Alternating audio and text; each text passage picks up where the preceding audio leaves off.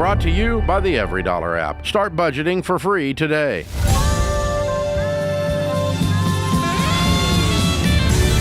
Live from the headquarters of Ramsey Solutions, it's The Ramsey Show, where we help people build wealth, do work that they love, and create actual amazing relationships.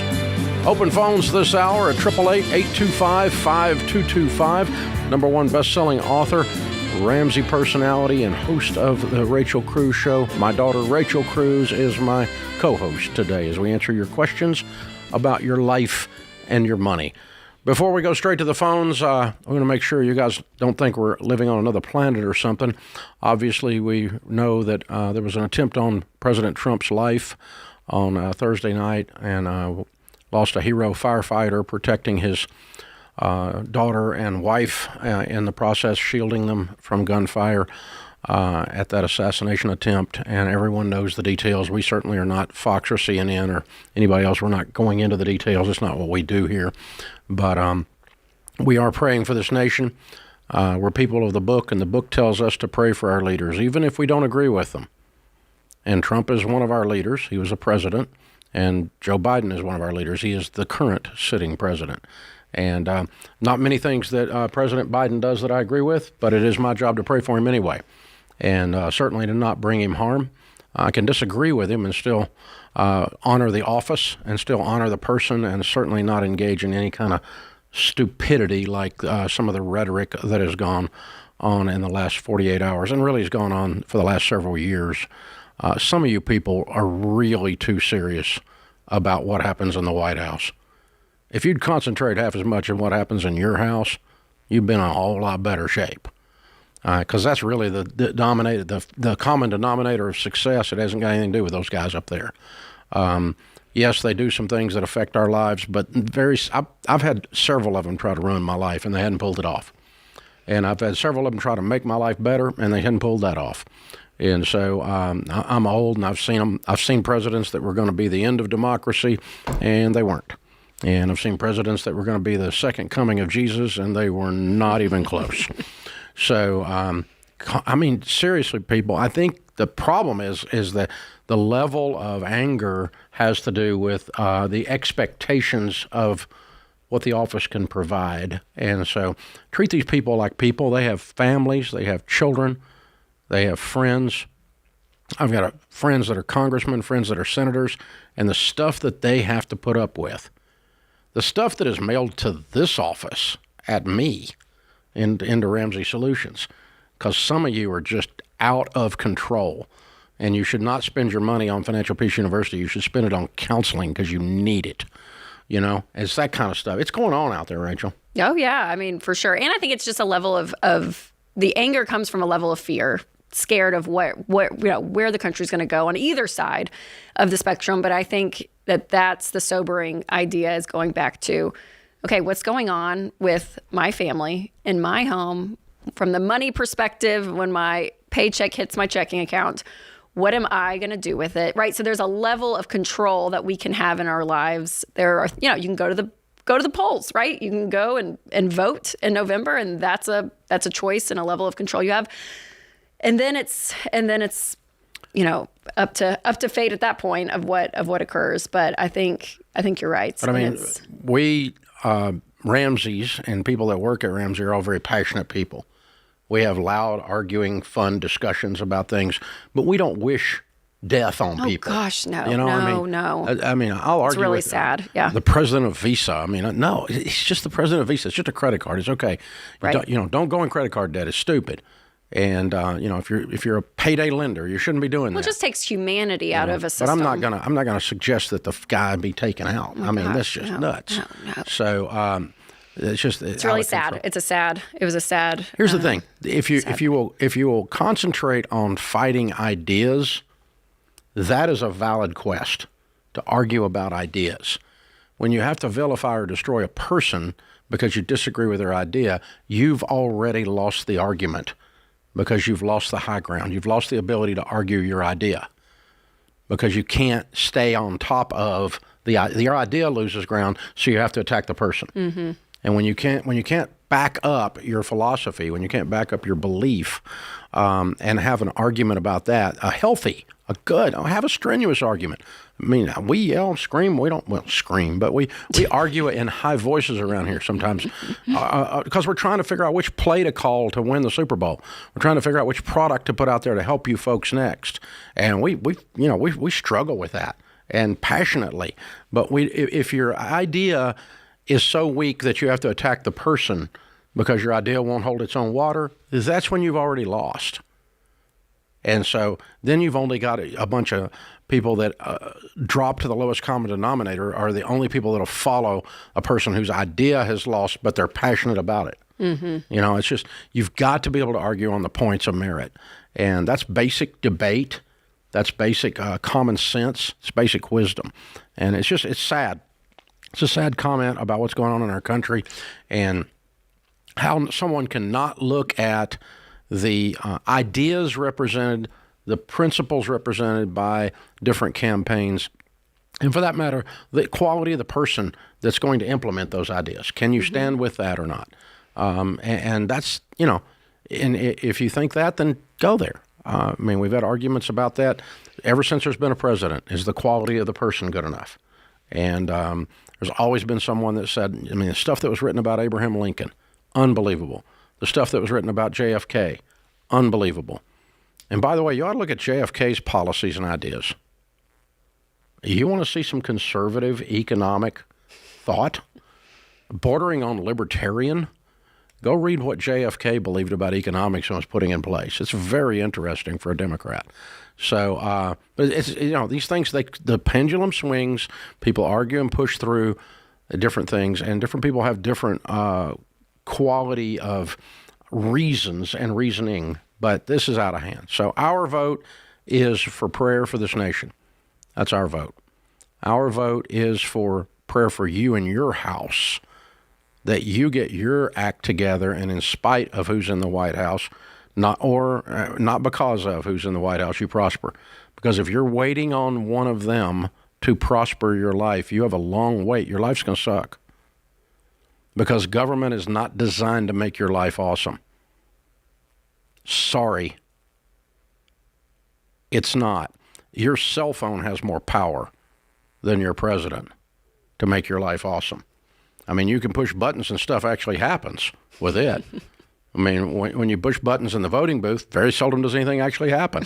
Think about it. I want to believe it does. I love election I want to believe season. It does, but name me a time it did. Well, a couple of things here and there, but nothing that I went, everything's okay now. No, I know, totally. Yes, I hear what you're saying. So, yep. Yeah, it reminds all of us to argue ideas, and you don't have to destroy people for your idea to win.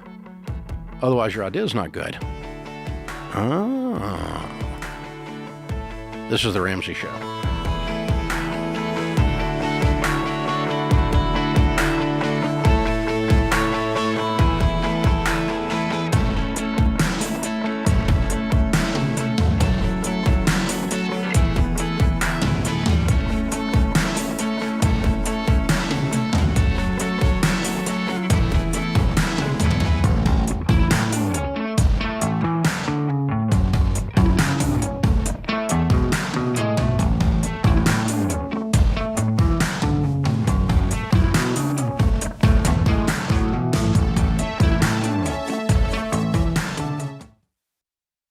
Hey guys, here's a quick math refresher. There are only 24 hours in a day.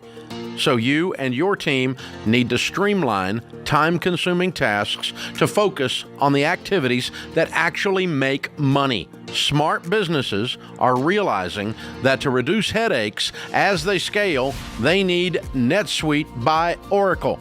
Netsuite is the #1 cloud financial system, bringing accounting, financial management, inventory, and HR into one platform. With NetSuite, you reduce IT costs because NetSuite is cloud-based. You cut the cost of maintaining multiple systems because you've got one source of truth. And you improve efficiency by bringing all your major business processes into one platform, slashing manual tasks and errors.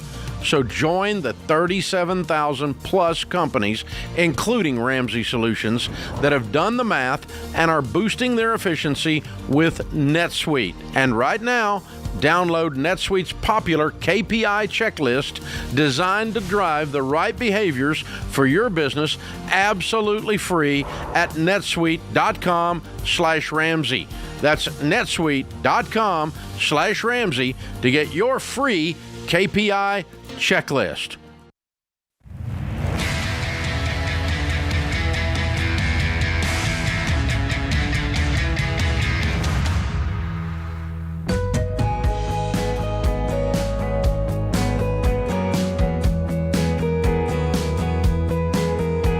Rachel Cruze, Ramsey personality, #1 best-selling author, is my co-host.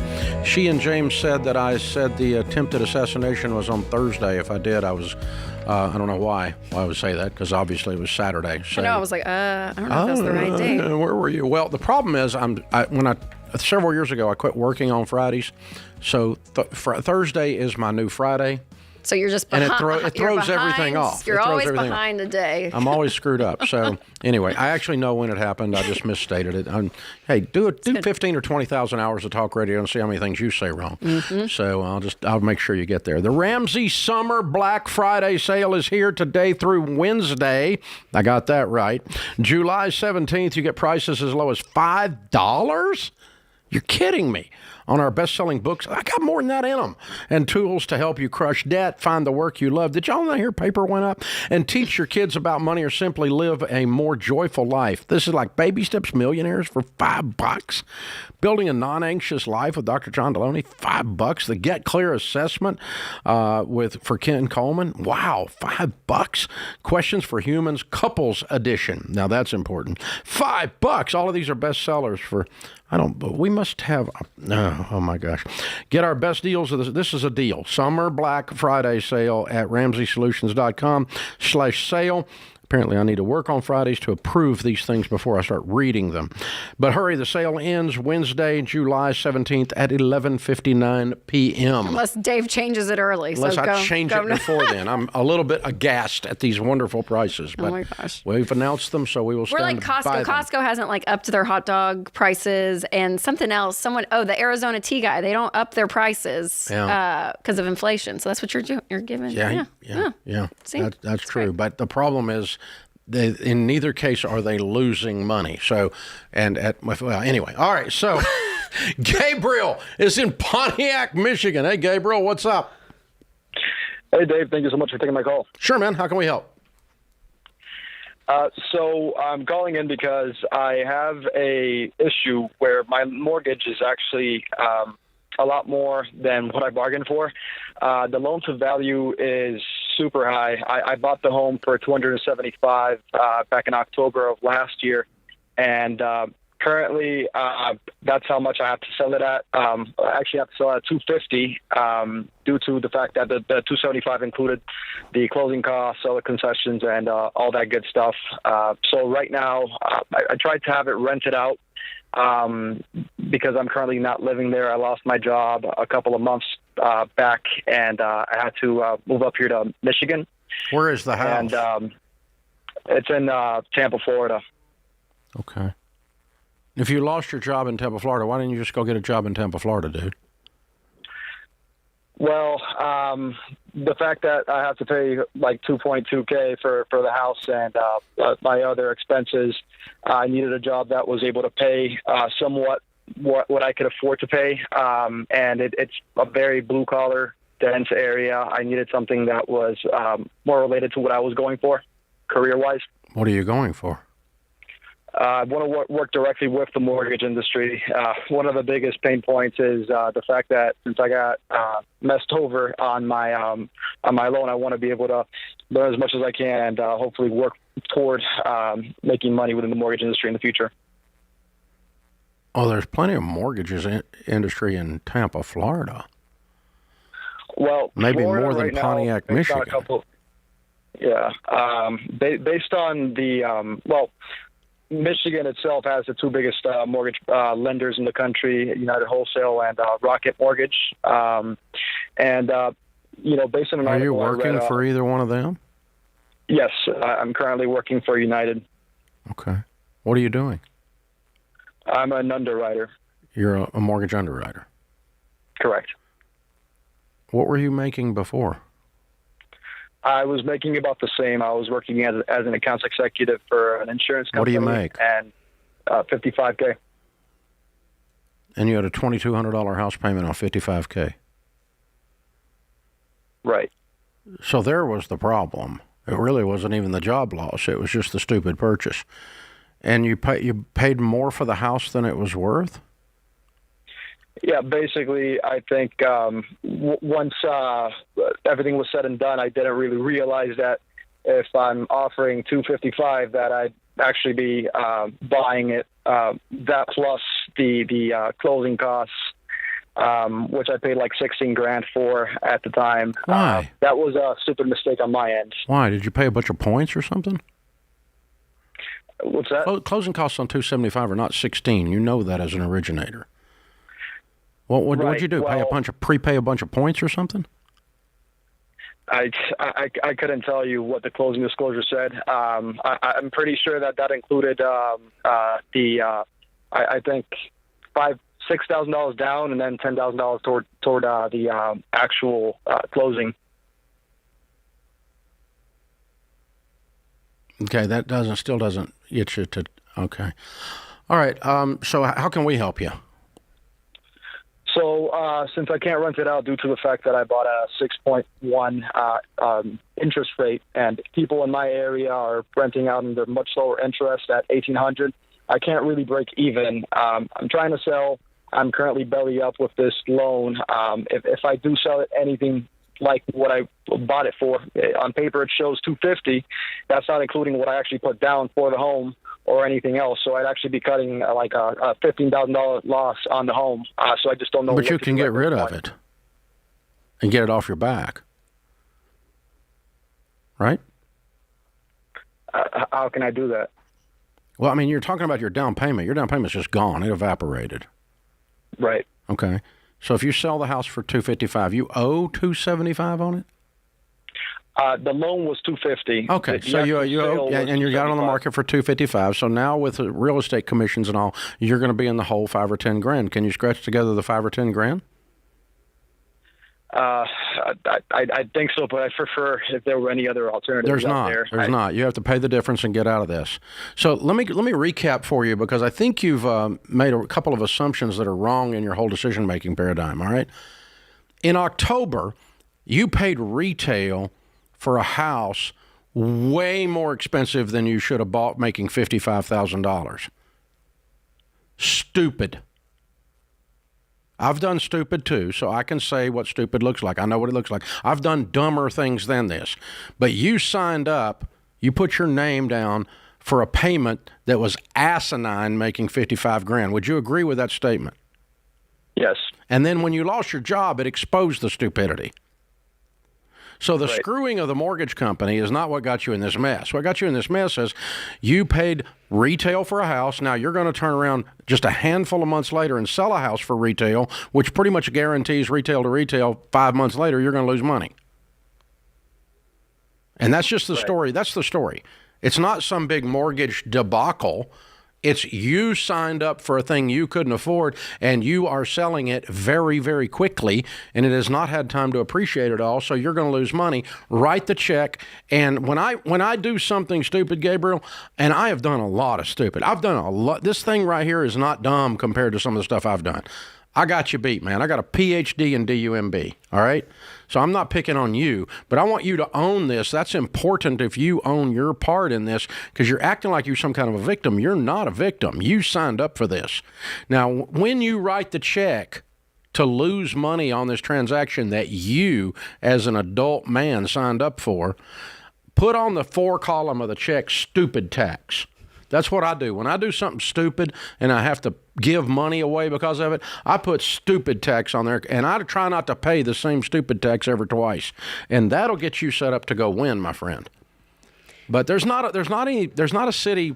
I mean, there's been a few times you could buy something for retail and a few months later sell it for retail. Well, and the $10,000, people are upside down on that on their car. Like, this is a house. So if anything, you're getting, I mean, I see it as a is a gift to get out of, because you're having to pay $2,200 a month in a place that you're not living. You have to get rid of it. Yeah. You have to write a check and be done with it, because you're losing. You're going to lose more than $10,000 in about 20 minutes on this thing. So you need to write a check and get out of this house as fast as somebody gives you a nice offer on it. Take it and go put the difference on a credit card. Go put the difference on a personal loan. You've already got the debt. I'm just moving the debt. Dave Ramsey didn't tell you to go to debt. I just told you to move some of your debt over to something else. I'd rather you have Smaller amount of debt. $10,000 in debt rather than $255,000.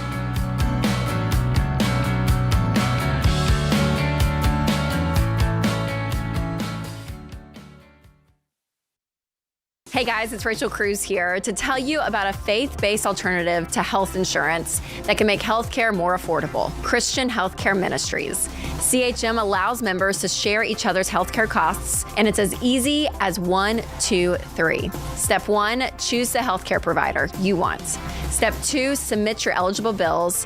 And step 3, get reimbursed. CHM members take care of your eligible medical bills. With no networks and the freedom to choose your healthcare provider, CHM is the best option for Christians who want to take care of their families and help other believers. Find out more at chministries.org/budget.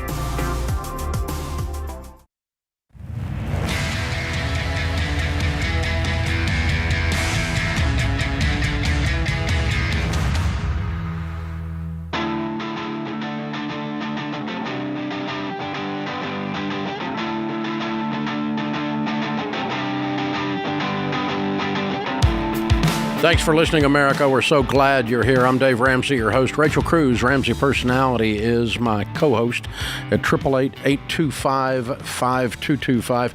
Justin's in Spokane, Washington. Hi, Justin. How are you? I'm blessed. Good. How can I help? So, about a year and a half ago, we were gifted over $3 million into a particular stock from a family member. Wow. We've paid off debts. We've built our forever home. We now have about over $1 million sitting in that stock, but I hate having all of our eggs in one basket, and I'm looking for some tools to diversify and set everything up for our kids, etc. Ouch. That's wonderful. I hate it when somebody gives me $3 million. Right? Oh, man. Justin, how old are you guys?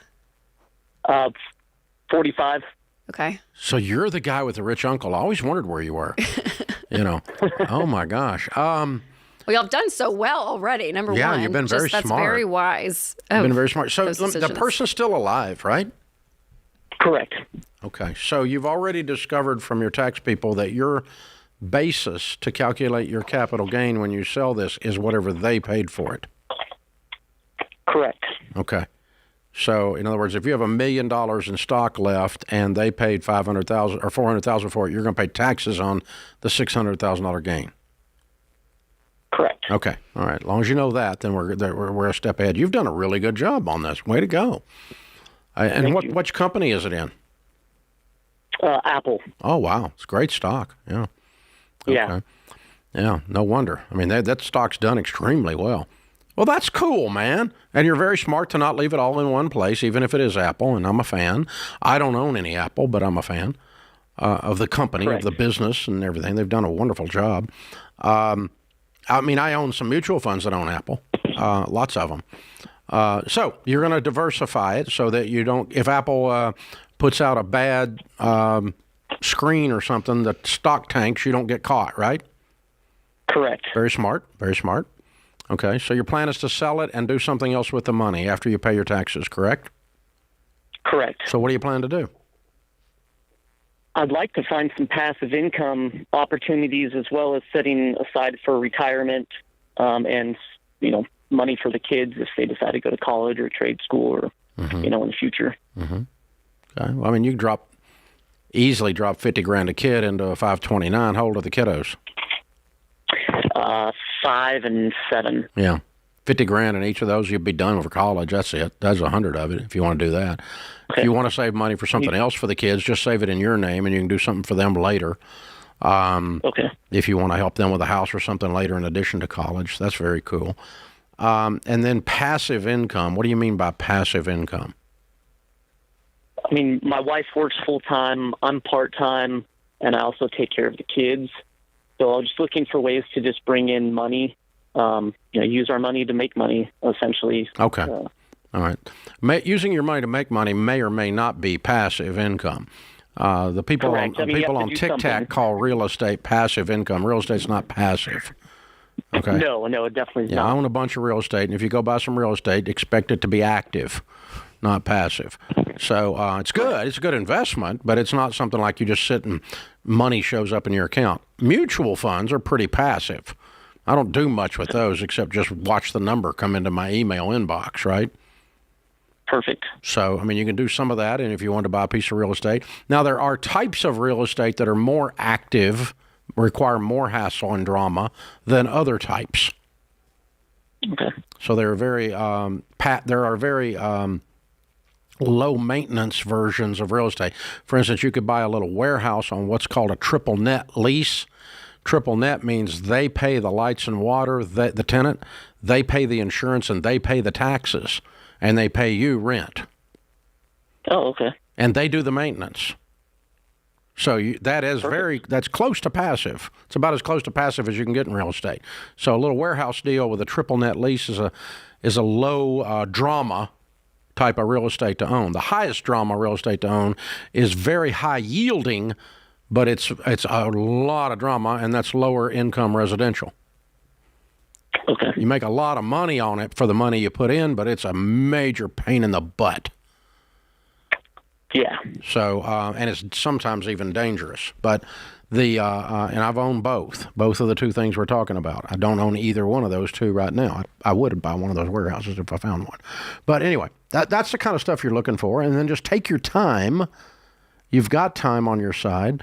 And, the good news is you can liquidate this stock in 72 hours pretty easy.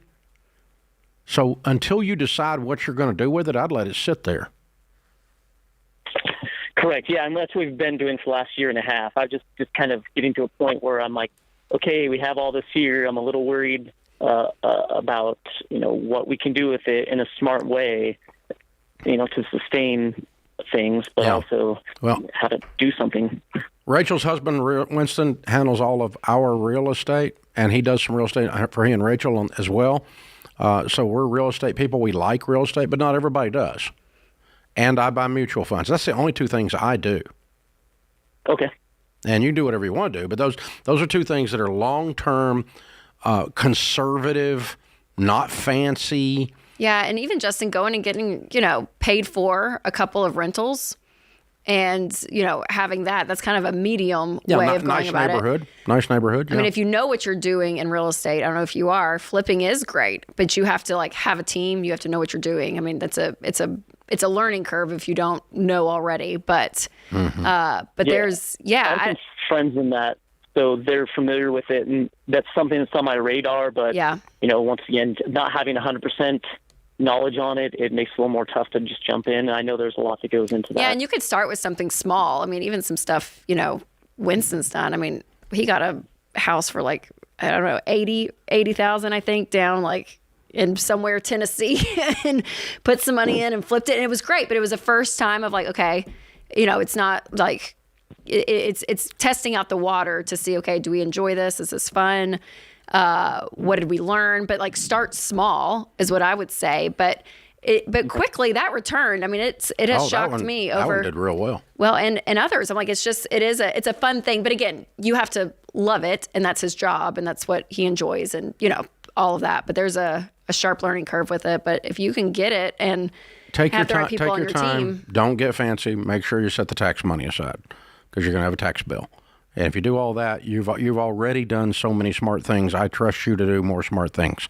I think you're going to end up with a $10 or $20 million net worth as a result of this gift. It's not going to be long at all. Very, very well done. Very well handled. Congratulations.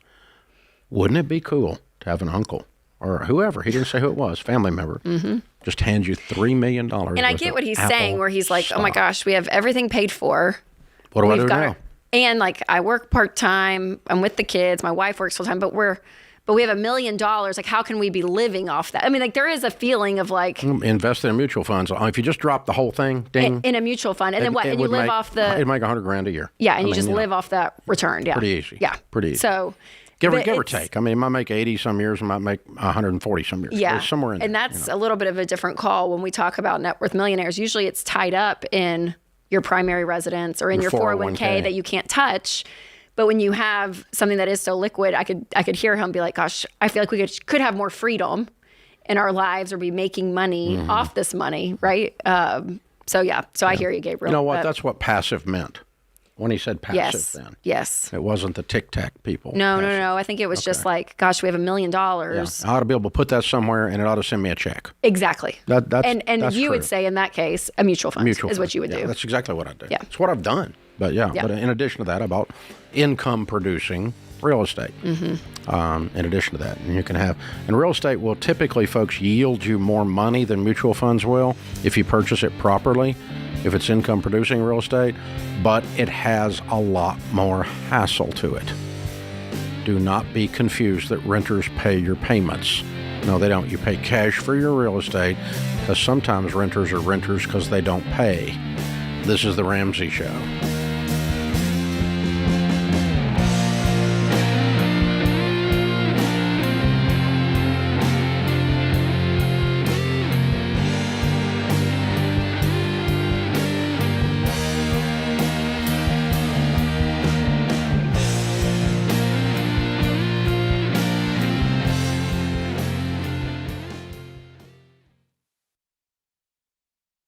You know, it doesn't take a degree in statistics to realize that this one stinks. 93% of undergraduate private student loans are co-signed. So when you're delinquent and drowning in private student loan debt, mom or dad or Uncle Joe is stuck in that financial stress along with you. But there is a way out. Why Refi? Why Refi offers a custom refinancing option with a fixed rate loan based on your ability to pay. And the average interest rate Why Refi offers is 3.9%, which can significantly reduce your monthly payment and decrease your total cost. Why Refi refinances your defaulted private student loans that other places won't touch. And I trust them to help you get out of debt. So don't be another statistic in the student loan swamp. Contact Why Refi at 844-2-RAMSEY or go to whyrefi.com/Ramsey. That's 844-2-RAMSEY or the letter Y, then REFY.com/Ramsey.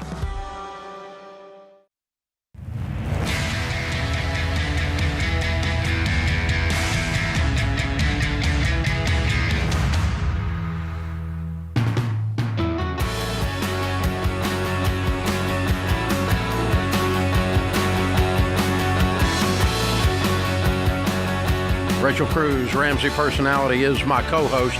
Folks, you've been helping us out there. We appreciate it. We continue to need your help. Well, how is that? Well, if you will click subscribe on the YouTube channel or follow, or click or subscribe or follow on Spotify or Apple or Google Play or wherever it is you're listening, and follow the show. It helps big time because those numbers push our show out to people who don't know it's here. And that helps our listenership, our viewership big time. We know you're doing it because our numbers are way up. Thank you. And you can click share, copy the link, send it to somebody. Whatever the format is, there's a way to tell somebody about it. If it's talk radio, we've got 608 talk radio stations that carry this show every day all across America. And thank you for that, stations. And if you're listening to one of those stations, tell people where you're listening. Ann is with us in Lansing, Michigan. Hi, Ann. Welcome to the Ramsey Show. Hi there. Hey, what's up? So, my basic question is it okay for my mother-in-law to put her money into improvements on our property if we put it in writing that she can then stay with us rent-free for the rest of her life? I know you're not a fan of. No, yeah. I'm not a fan of this. Why would you want to do that? Yeah. So my husband and I are in baby step 2, so we can't really help much financially. We coordinated an FPU class, and my mother-in-law joined in that one. And in doing so, we discovered just how bad her financial situation really is. She's got a paid-for house, paid-for car, but nothing else except for about $1,500 in the bank, and that's about what she owes on property taxes. So. And how old is she? She's 75. So she's living on Social Security? She's also still working part-time at about $1,400 take-home pay a month. Oh, good. Okay. Yeah. And so she's got about $3,000 or $4,000 a month to live on. Yes. So she's doing okay now. Yeah, should but be. she is. That's not going to last forever, and we'd like to have a plan in place before we are having to make decisions from an emotional place. Mm-hmm. Is she in not great health? I mean, if she's still working at 75, has she a young 75 or? No. Okay. She is. Yeah, she has already she's already broken a hip. She's got 2 knees replaced. She was just out of work for about 2 weeks for some internal problems. She has trouble walking. She doesn't use a cane anymore. She's rehabbed from that, but she's not the most spry of people. And she's working at a women's homeless shelter where the folks there are under a lot of stress and don't have the best conflict resolution skills. And she is not the most tactful lady. So there's a concern that she's going to push somebody too far someday, and they're going to respond physically. Okay. All right. That's.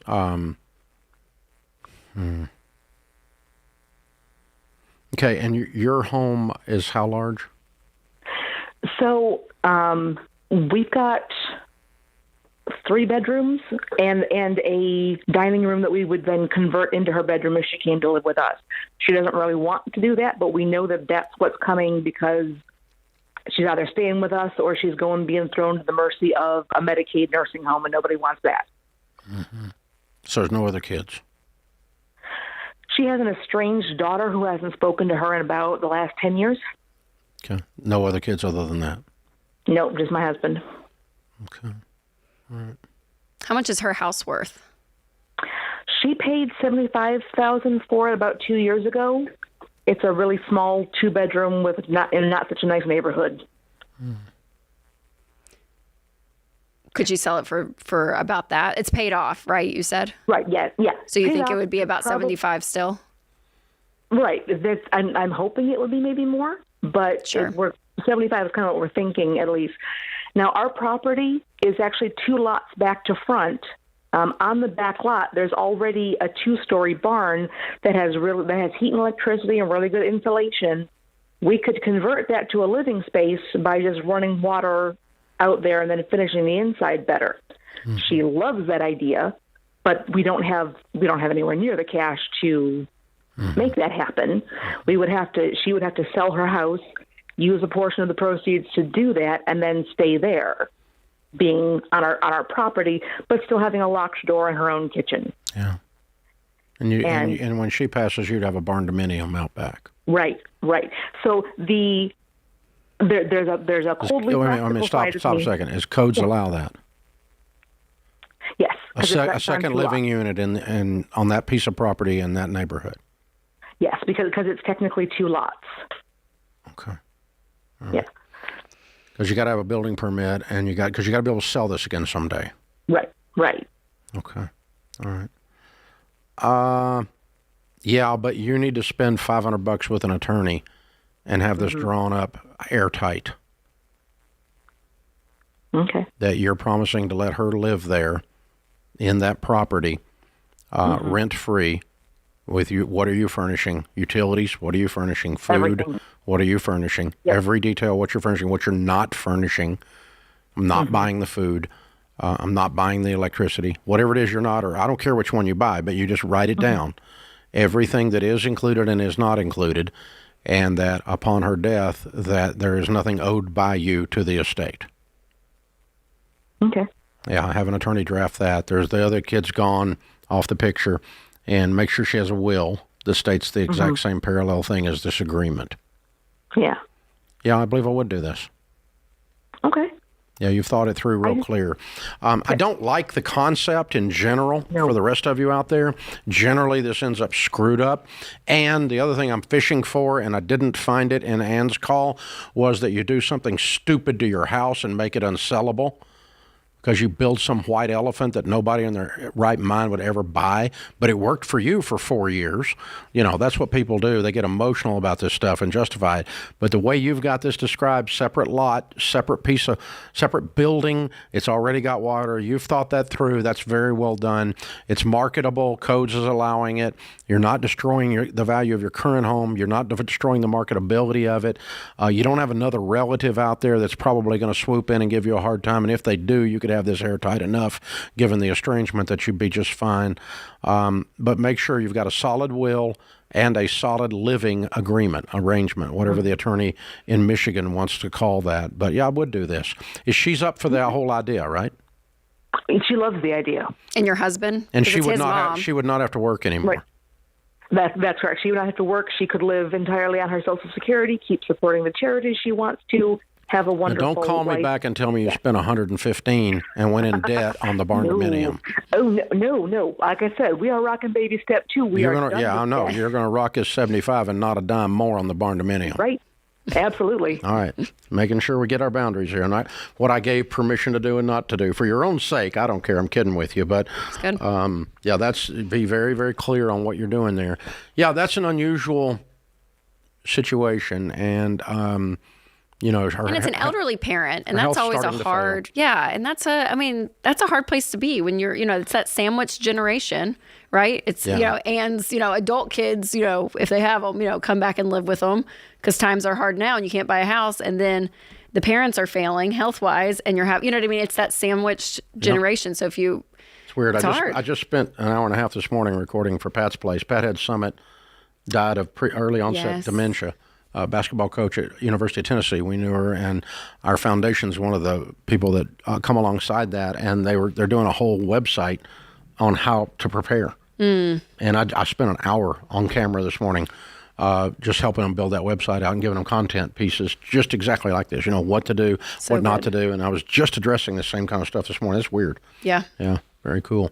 But yeah, the early onset dementia and memory loss, that kind of thing is a thing. Yeah, and to Ann's, I applaud her and so many people that it's not always the American way to take care of your family. Other cultures do this really well, but it's that, there has to be a lot of boundaries in place and you want to do it wisely, but you also want to honor you want to help your parents, right? If something is going down, it's like, gosh, and they don't have anything. She's living on Social Security, working part-time, not in great health. I do applaud Anne for doing that. I think it's really difficult. I heard a daughter-in-law that loves her mother-in-law. Yeah. Very clearly. In the way she described the whole thing. Very well done. This is The Ramsey Show.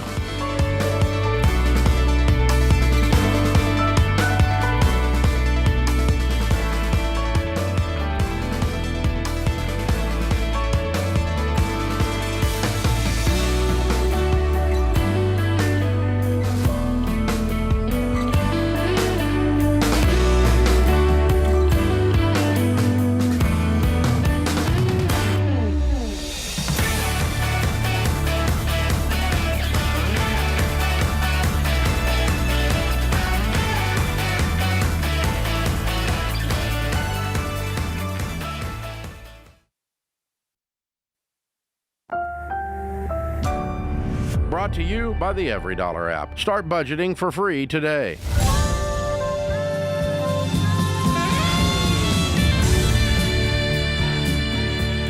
Live from the headquarters of Ramsey Solutions, it's The Ramsey Show, where we help people build wealth, do work that they love, and create actual amazing relationships. Rachel Cruze, Ramsey personality, #1 best-selling author, host of The Rachel Cruze Show, co-host of Smart Money Happy Hour, both on Ramsey Networks, and my daughter is my co-host today. Skylar's in Charlotte, North Carolina. Hi, Skylar. How are you? Hi, Dave. Peace and blessings to you both. You too. What's up? I'm calling because my wife and I, we've been really struggling. We're trying to make ends meet. We have debt that we're trying to overcome. We know what we need to do, but the main thing we're focused on right now is that a couple of weeks ago, my wife got a bill from Discover that we haven't paid. It's about $7,000 from our move here to Charlotte about a little over a year and a half ago. But 2 weeks after moving, I lost my job. So So it's kind of been a struggle ever since then, trying to catch up on our bills, try to even tackle any kind of debt we both have. And then we're really trying to figure out what we need to do about the $7,000 bill because they want to take her to court now. So I'm just trying to find out how to address that and then figure out what steps we kind of need to take to be able to even try to think about tackling debt when we're just struggling with ends meet. Yeah. How long have you guys been married? We've been married 9 years. Okay. This is probably the scariest y'all have been. It's kind of high stress and terrifying, isn't it, dude? Yeah, especially when we got 3 kids and my mother-in-law that we're trying to provide for as well. So, yeah. Your mother-in-law lives with you? Yes. Mm-hmm. Okay. Wow. I'm sorry, man. That's hard. It's the kind of stuff that screws up a marriage, so be careful. We can definitely walk with you. We'll have some ideas over the next few minutes. But you guys are probably going to have to get a lot more radical than you've been getting. I hope you're ready for that because we're about to set you on fire. Okay. Here we go. You ready? Yes. Okay. Not working for a year inside of Charlotte, North Carolina is not okay. There's plenty of crap to do there. You need to get you need to get your butt in gear and get 6 jobs right now. Ready, set, go. Delivering pizza, delivering DoorDash, cutting grass, cleaning out septic tanks, walking dogs, cleaning up poop. I don't care what you're doing. You need to get in gear. Skylar, have you been working? Yeah, just to clarify, I eventually did find, because right after I lost my job, I started driving for UPS with my own car and doing DoorDash. And I do have employment. It's just that the money that I bring in is enough to pay the bills. No, what are you bringing in now? Take home is probably about $63,000 after taxes and. Is that just UPS or what is that? No, that's working as a recruiter. Oh, okay. So you got a different job now. Yes. And are you working the other side job still? Yeah, just doing DoorDash and Instacart. What's that bringing in? Not very much. Not doing it much. Yeah, just trying to doing it when I have the time. Yeah, you got time. So, all right, you're broke. What's your wife do? She had her own herbal apothecary business, but she had to dissolve that because after moving, she wasn't making much money, and she's applying for jobs now, trying to find something to try to help supplement. Yeah. How old are your kids? So we have a 5-year-old, 15-year-old, and our other son is recently turned 21. Okay. He's still at home too? Yes. What's he do for a living? Right now he's working with someone doing like pressure washing and window cleaning. He's making about $16 an hour doing that. 40 hours at least? Right now. It's no, he's not. He needs to be working he's 21 years old. How old's your mother-in-law? She's in her 60s. Mm-hmm. So am I. What's she do for a living? She's retired. Why? She's broke. Yeah, she's been applying for jobs as well. Okay, so. Here's what I'm pointing out to you, dude. Your problem when you called in, and I'm going to mess with you because I love you, but your problem when you called in is you can't pay your bills. And you know why you can't pay your bills? There's not enough money coming into the house. And you know why there's not enough money coming in the house? All these grown adults aren't working. Right. That's why. Work is where money comes from. Everybody needs a job. Ready, set, go. We're broke. Mama done got sued by Discover. We about to get in gear, people. I am sick and tired of living like this. 21-year-old, get your butt out of bed and don't talk to me about going to happy hour at 3 o'clock on Friday. Be happy you working. Nah, he's not saying. I'm just saying. Hard. I've been 21. All right, get after it. Everybody, line up and get after it. Because that's what's going on. You're working your tail end off at less than you used to make, but you can't find time even then to do DoorDash. Yeah, you can find time. Throw a brick through your television. Your wife just is threatened to get sued. This is where this is when you get this kind of thing going. That's going to help. So the first step to solving your problems. I mean, even if she made $2,000-$3,000 a month, you know what I mean. Your wife. Yeah, and your mother-in-law too, and your son. Hello. Everybody that lives there. You don't make enough to feed all these humans that are sitting on their butt. They all got to work. That's what's going on. I'm sorry, man. I would love it if everybody could lounge around, but we don't have this as an option. And your mother-in-law, whatever she's got coming in, Social Security or whatever else, it goes in the pool if she's living there.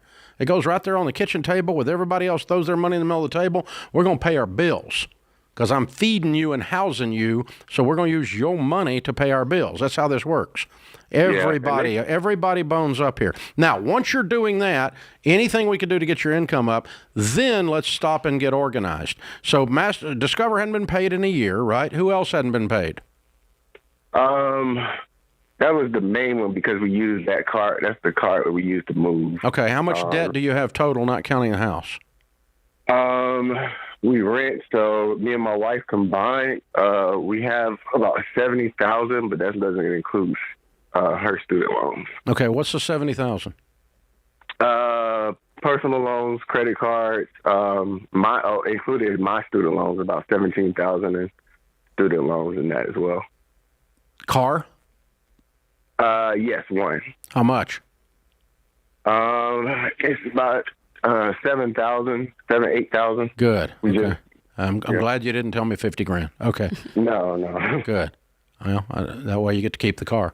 And so, all right. So you've got $7,000 in car, 17 in student loans, 24, but 70.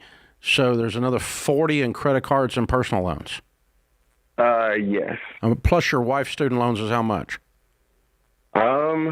There's over 6 figures, I'm sure. Yeah, and what's her degree in? Is she a lawyer or a doctor? No, psychology. Psychology. And counseling. Okay. Mm-hmm. Oh, is she licensed? No, she's trying to get licensed. She's trying to get licensed as well. So she's actually in. She got her master's? Yeah, she has her master's, and she has an interview to get into the program to get licensed. Okay, good. Meanwhile, we make money. So, hey, we're going to put you guys into Financial Peace University and teach you how to work your budget and work together. But I'm going to work everybody in that house. I'm going to work you hard, man, because it's what I did. It's how I got out. It's where money comes from. Go get you some. And then get these bills caught up. I'll show you how. I'll pay for it. Hold on. I'm going to give it to you free.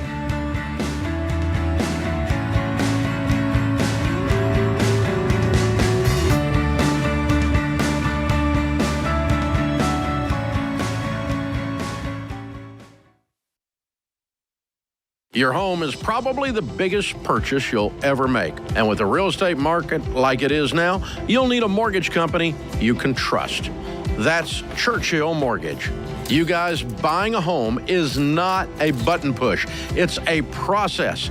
It takes building a relationship with an expert who will dig into the details and give you peace of mind without busting your budget. Churchill is one of the highest rated lenders in the country. And they're Ramsey trusted because they do what's right for you.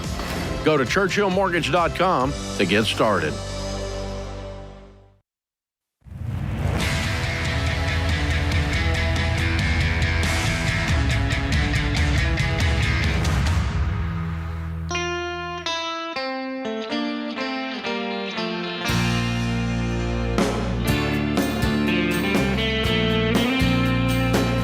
Rachel Cruze, Ramsey Personality, is my co-host today.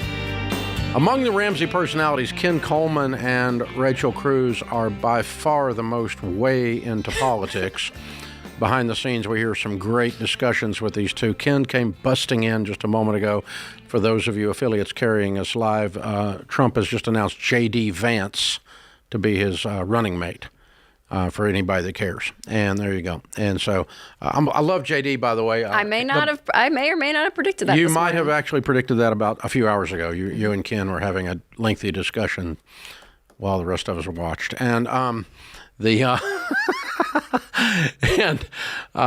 book Hillbilly Elegy was what brought him to the forefront. One of the things it did, and he's the author of it. It's a great book, by the way. Regardless of whether you agree with Trump or politics or anything else, you'll enjoy the book. It's a great read. It caused me to go down a rabbit hole and read a whole bunch of stuff on Scotch-Irish. It's very good stuff. Very good information.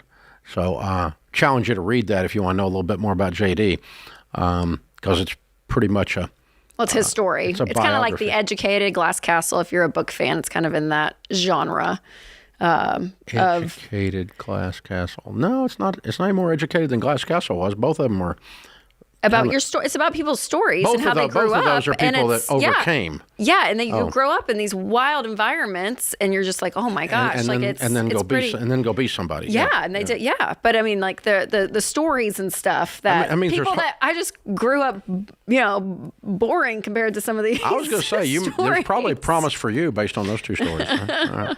Aaron is in Tulsa, Oklahoma. Hi, Aaron. How are you? Better than I deserve. My question today is, I need a vehicle in the next month, and I'm wondering if I should wait and tough it out until I have enough money, which is $5,000 to $7,000. I want to spend on a good, reliable vehicle, or if I should go ahead and finance. How much do you have today?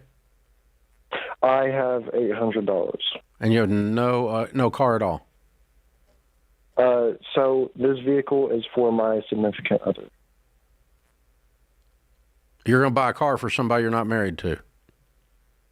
I mean, it's probably going to be in my name, and then she'll drive it. You're going to buy a car for somebody you're not married to? Possibly going into debt correct. for that too.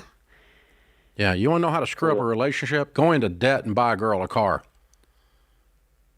That'll make you hate the girl. What? No, it won't. And not necessarily. But Aaron, no, Yeah, it's just well, not. It's yeah, just well. not smart. By the time this is over, Why can't she? Hold on, Aaron. Why can't she go buy a car? oh, there's an idea. Well, I mean, because I'm the one taking her and transporting her to her job, Yeah. and Well, why can't she buy a car? I mean, because she just doesn't make enough to be able to have it by the time we need it. We? Why do we need a car? She needs a car. You have one. By the time Okay. we need it. What do you mean? What does that mean? Is there something happening in the future? Yeah, I mean, she has to be able to get to school and then get to her job herself. Okay, so what was she going to do before you? I mean, like, what was her plan of life, to live life independently, right? Before she met you, how was she doing that anyways? With her parents. I mean, Okay. we're 17 and 18. Oh, you're 17 and 18 right now? Yeah, yes. Okay. Yes. And she doesn't live with her parents anymore? No, not anymore. Okay. She lives with you, Yes. and you have $800, Yes. and you're 17 and 18. Are y'all in high school? Yes. Yes. Okay.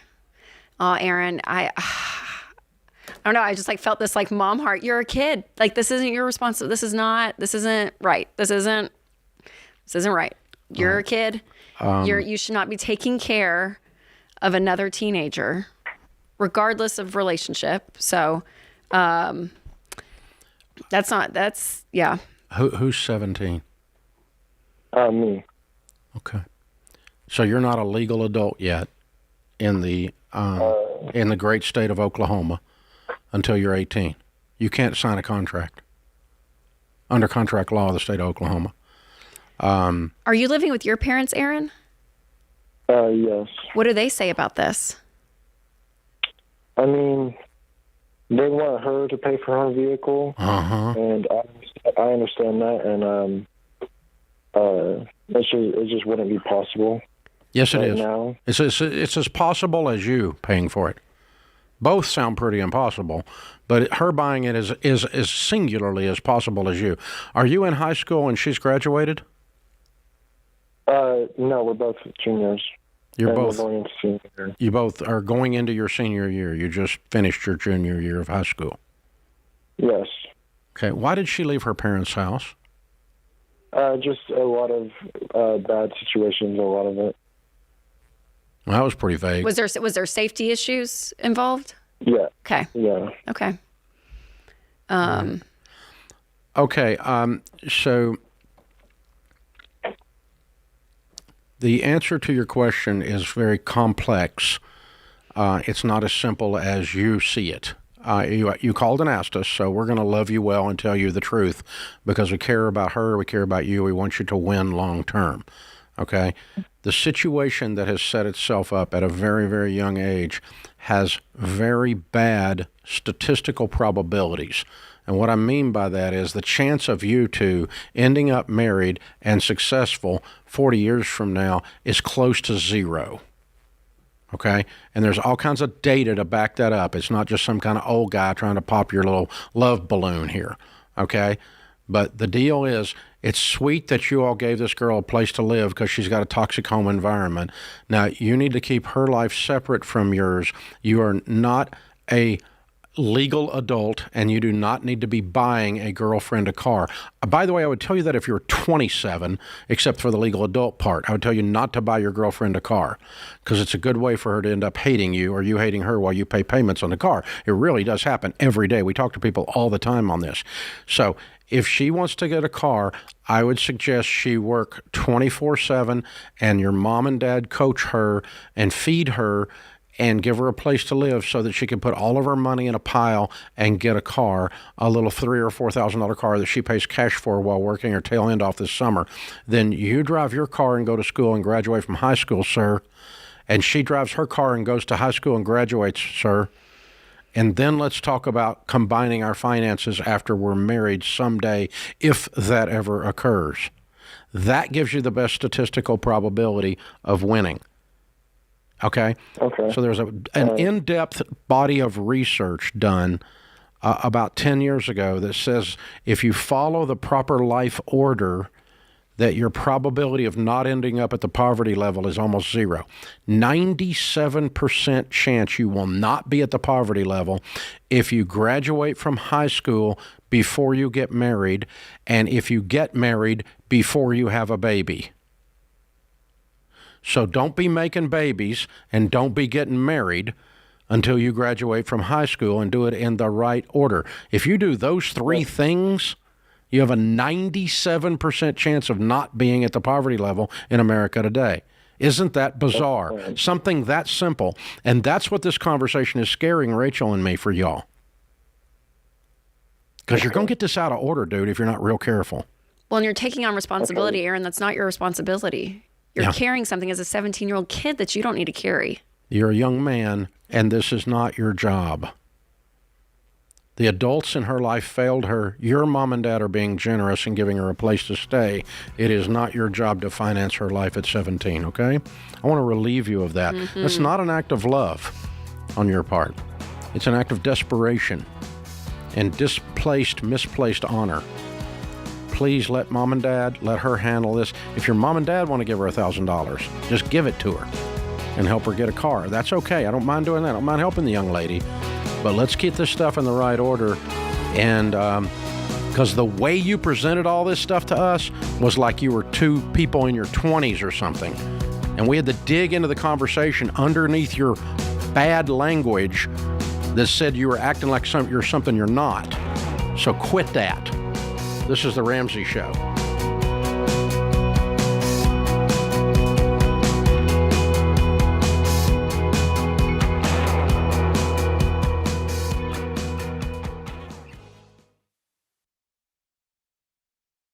I've been doing this show for over 30 years, and some of the saddest calls I've taken are from situations that are completely preventable.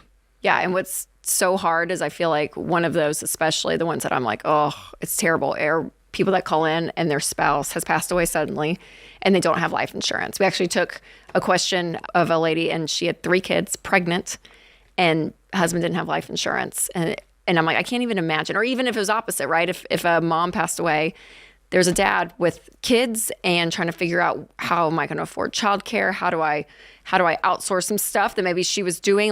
And it just takes the grief and the sadness of something like a sudden death to a whole new level. Like when you have to think through, how am I going to pay my bills? How am I going to eat next week? Yeah, the middle of all that grief. Like it's terrible. And so life insurance is the one thing, especially as a mom with 3 little kids, that I'm like so big on for people to get because it's inexpensive. Xander is the place that Winston and I actually get all of our life insurance.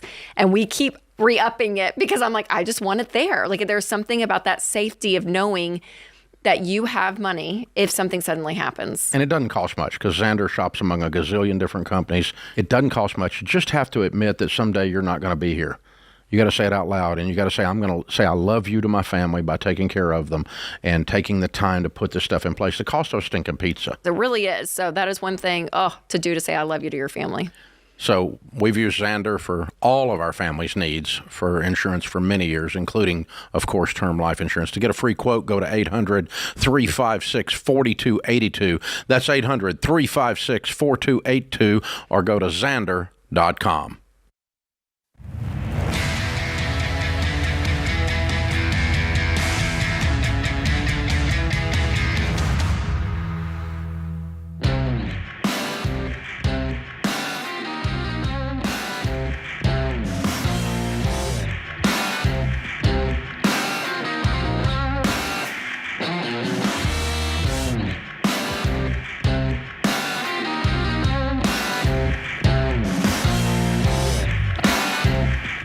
Rachel Cruze, Ramsey Personality, is my co-host today. Today's question of the day comes from Aaron in Washington.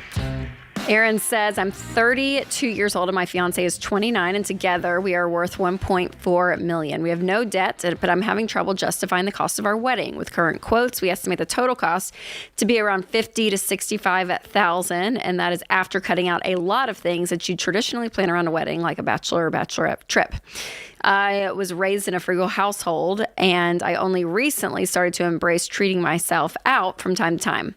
On one hand, I genuinely want to celebrate with our friends and family, but on the other, my head and heart hurt the fact that it'll cost us over $50,000, almost $500,000 in opportunity cost, based on a 7% compounding annual return for the next 30 years.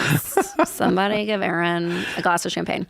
How can we analyze our options and make the right call without looking back with regrets? Aaron, we know who the nerd is in the family. Aaron. Who does 7% compounding interest on your wedding and compares it on the opportunity cost? Me, I would do something like that. This is where you want to live, Aaron. You are a fellow nerd. I salute you. Live and enjoy. Oh, my gosh. Stop being so uptight. Go enjoy. Go enjoy. You have the money. The information we don't have is what your household income is. But if you're $1.4 million at 32 and 29, you're already millionaires. My guess is that your income is probably approaching, 150 or 200. That would be my guess. Wouldn't you? Oh, I don't. I'm guessing. I have no clue. Yeah, I mean, I would assume they're doing very well. Yeah. I can tell you this: the average wedding cost in America today, published surveys, $28,000. I was going to say, and I saw some 35. Okay, maybe with inflation. There's inflation. So okay, 30. Let's call it $30,000. Yeah. All right, and the average household income's around 70. So people are spending a little less than half their annual income on a wedding these days, as an example. That's average.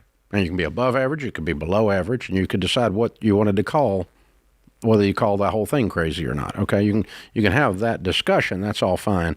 But if you're making $150,000 a year, you're worth 1.4, and you spend $50,000 on a wedding, it is not out of line. It's not like I'm a nerd and I'm frugal, but it's not like blowing my mind. Okay, so the way we look at expenditures is, are they unreasonable? Is not the amount; it's the amount in ratio to your income, in ratio to your net worth. Can you put that amount of money in the middle of the kitchen floor and burn it and still be okay? Because that's what you're getting ready to do. Well, it is. With a lot of happiness. There's a lot of dancing happiness. There's a lot of happiness. And fun. then it's over, like 24 hours later.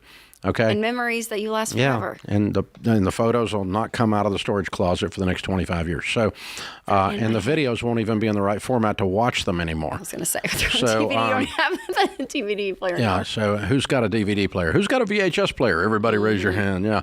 So, that's, and paid a lot of money for that videographer. But here's the thing. So he had a big old chunky thing on his shoulder. But life is to be enjoyed. It is. It is. To and be I enjoyed. think you spend it. And I think you do it. I think you do it. But you do it in ratio to your income and in ratio to your net worth. And given your net worth and your age, I'm going to extrapolate an income out of that and say that in both cases, you're okay.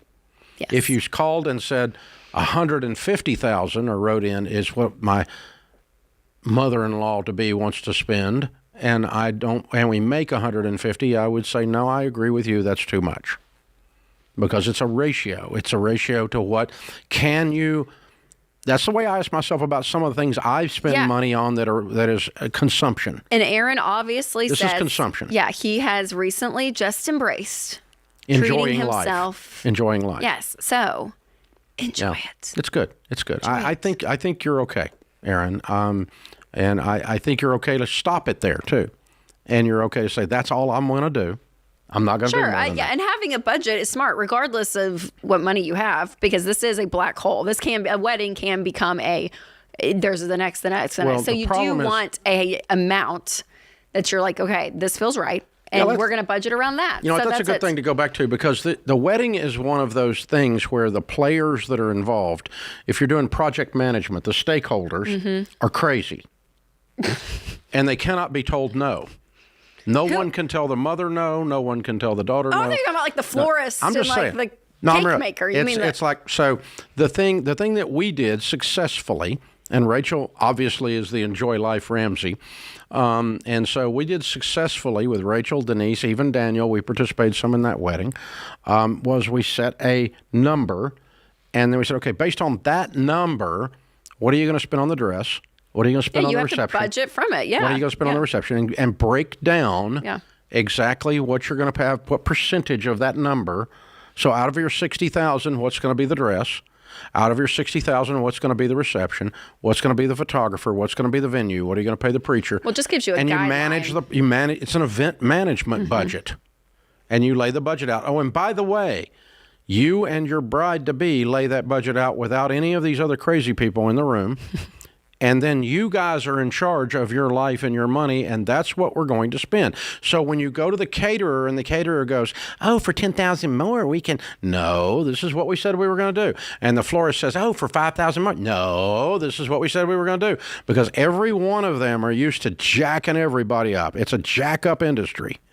And so you've got to have a plan, and you got to stick to the plan, and you got to be in agreement and unified. Yeah, and it's the first large project you're going to manage together as a couple. And in a lot of these situations, even just the word wedding invitation, wedding cake. If you just went and bought cake or got an invite, there's been studies done that it's significantly marked up because it has the word wedding next to it too. No so question. be thinking about that. And put baby in front of it too. Yeah. Yes. Yeah, it's like I can go to Ace Hardware and buy a stainless steel screw for 12.5 cents. But if you say it's for a boat, it's $12. If you say it's for an airplane, it's $3,700. It's the same screw. You know, I mean, it's the same thing. It's the exact same deal. Yeah, it's totally. what does the space allow, and you've got to manage to that. So, Aaron, you've got all of that to manage against already. But then enjoy the day. Shut up and enjoy the day. But it doesn't mean no boundaries. That's right. Yeah. We're going to set the boundaries. We're going to set a game plan, detail, line item out the budget. You're a nerd. You'll be able to do that. You and your spouse agree to it. Be kind and gentle, and just smile and tell everyone, no, that is, whatever her name is, and I have agreed to this. No, we've agreed to this. No, this is what we've agreed to. We need to bring it back down to that. And this is what we've agreed to. Well, we can't do that because this is what we've agreed to. And you just keep it. You're gonna say that 4,000 times in the next year. And I'll say this as the woman. I think that the way Aaron spelled, I'm assuming he's a dude. So I think if she has had a dream of the flowers being this. Well, then cut the budget somewhere else. That's right. So, let her, Aaron. Oh, yeah. For sure. Set the tone, because she's if she wants to spend more or less on the dress, whatever. As long as the total doesn't exceed. That's right. It's the same thing decorating a stinking house. Yeah. As long you do whatever you want to do, as long as the total doesn't exceed. That's right. Yeah. And so spend more in the living area, and downstairs where nobody goes, put the cheap carpet. And right? let me just say, we did a photo shoot for the show, the Ramsey. So all the Ramsey personalities, including Dave, we were all together at 10 o'clock this morning, shooting pictures. So some of us were talking before you got there. My favorite thing. Dave hates photo shoots, which it's fine. You did great though. You smiled. It was great. But we were talking about, part of the Ramsey plan, so much of this show, it is helping people get out. A lot of people are underwater, right? The inflation is high. There's not a lot of margin, right, for the average person listening. And our goal is that you do this stuff over a long period of time, and you're going to see a lot of traction. You're going to look up and be 1.4 million at 32. Yeah, 5 years, and your life is going to look different.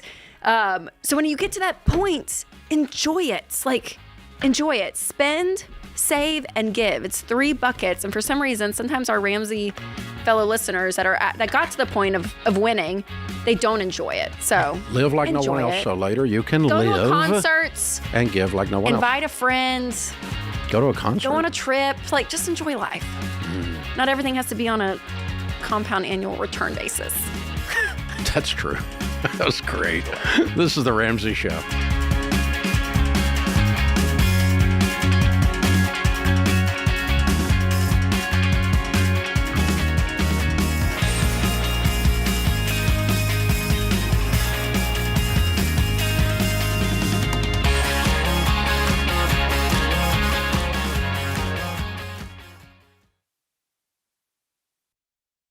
You've been gazelle intense, you've eaten more beans and rice than you knew existed, and now you're ready to make your biggest investment better. Blinds.com is a great way to dress up a room or your entire home. Whether you're comfortable with do-it-yourself projects or you don't even know what a Phillips head screwdriver is, well, trust Blinds.com to take care of you like Ramsey would. You can do the measuring and installation yourself, or you can let Blinds.com's professionals handle everything for you. Blinds.com offers a completely hassle-free experience. Count on them to deliver stylish window treatments from premium brands without the premium markup. You'll never have to deal with pushy salespeople in your home just to get a quote. But you can count on free shipping, free samples, and a 100% satisfaction guarantee so that you can rest easy. That's why we've recommended Blinds.com for over 10 years. Shop Blinds.com right now and get up to 45% off. That's Blinds.com. Rules and restrictions may apply.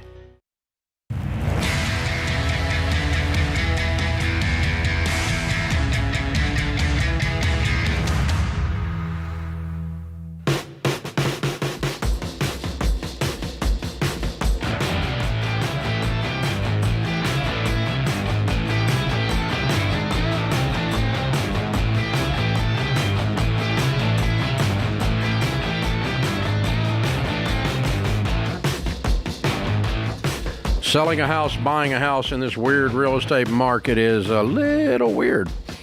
So I suggest you get the weirdness out because it's a big old transaction, baby.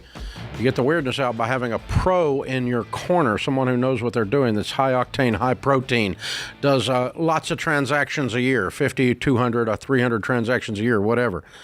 If they're in the Ramsey Trusted program, meaning they're real estate agents that are endorsed local providers and we have vetted them and we coach them, they're trusted by us, then they are high octane. They're not somebody got their license 3 weeks ago and just, that's your Uncle Charlie at the church. No. Ramsey Trusted agents have years of experience. If you want to find who can represent you buying or selling in this weird market, go to RamseySolutions.com/agent. For free, we'll tell you who the trusted agents are. Alex is with us in Miami. Hi, Alex. Welcome to the Ramsey Show. Hi, Dave. How are you? Better than I deserve. What's up? So my parents are in their late 60s. I just found out they only have $200,000 saved for retirement. Just wondering how I can help them this late in the game. Okay. Are they willing to accept your help? Probably not, but at least advice. That's what I mean. They will accept your advice? I believe so, yes. It would be unusual. Yeah, well... It's hard for parents to listen to their kids because we call it the powdered butt syndrome. Once someone's powdered your butt, they don't want your opinion about sex or money. Usually. Yeah, usually that probably will partially be the case. I mean, I'm 26 and I have about that amount saved up already. Yeah. Which should give you street cred, but with anybody else it would, but it's probably less so with your old man. But you can try. Okay, so you're wanting to just sit down and talk to them, and you're asking how to do that? No, the advice to use, I guess, at 67 years old, there's only so much time, compound interest, a proper ETF investment. Do you have any idea what the $200,000 is invested in? I don't know exactly. I'm sure it's a lot of individual stocks and not ETFs. What makes you think that?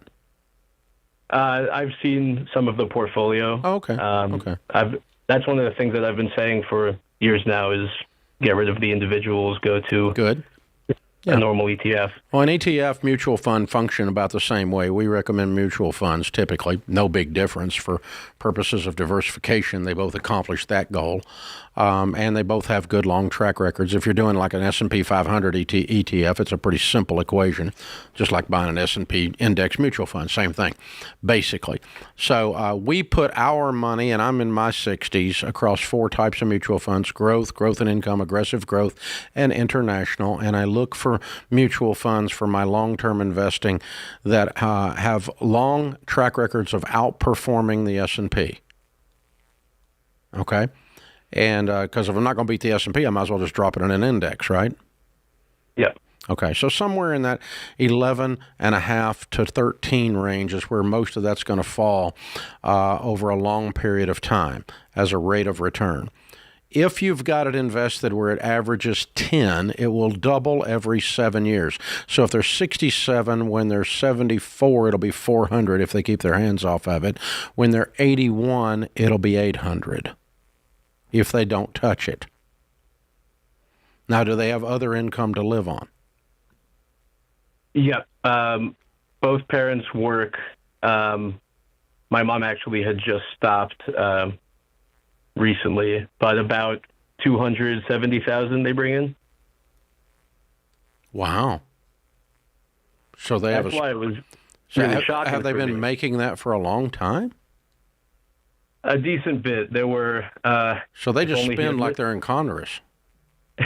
If only he had listened to you from the get-go. Yeah. There's some loans that were taken out, still some money on the house that was purchased decades ago. Mm-hmm. Yeah. Well, I'm going to use the 270 to clean up any debt that's remaining and try to live on about 50 to 75 and pile up cash, because we have a wealth, as you've noted, you have a net worth shortfall and you've still got debt on your house. These are 2 problems going into retirement. So I want to become debt-free and build a nest egg as big as I can build it, while we've got this fabulous shovel. I've got a large shovel. But they can't they can't live on 275 the rest of their life. It's not sustainable. They don't have it. It'll be gone in 1 year. Yep. So yeah, it's almost the discipline and the new habits of living on less going into retirement is going to be important. Yeah. So they're going to have to set, right. Yeah, they're going to set a new lifestyle. If I woke up in their shoes at 67, I would give it 3 really hot years and say at 70, I'm going to relax. Until then, I'm going to burn it down, baby. What does your dad do? What's for a job? He's in advertising. Okay. Yeah, I would clean up all debt and stack cash as high as I could stack it by 70. And I bet he could do a lot by then, don't you, if they really got serious about it. Now, I have no idea, because it sounds like somebody at that house has never told the other person no.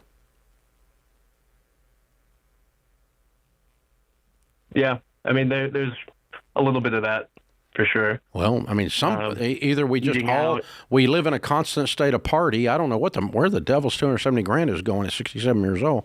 And if you're broke, I mean, they're not broke, but they're dadgum close. So I share your concerns. I hope they will adopt a plan. Now, here's what I would do if I were in your shoes. I'll add one last thing to this. Here's how those of you that are facing something where you're trying to advise your parents and it's hard for them to listen to you, the powdered butt syndrome and all that, don't talk about their failures or what they need to do or what's wrong. Talk about what you did. Just say, Dad, here's what I did. And I've already got 200. I'm only 26. Here's what I did.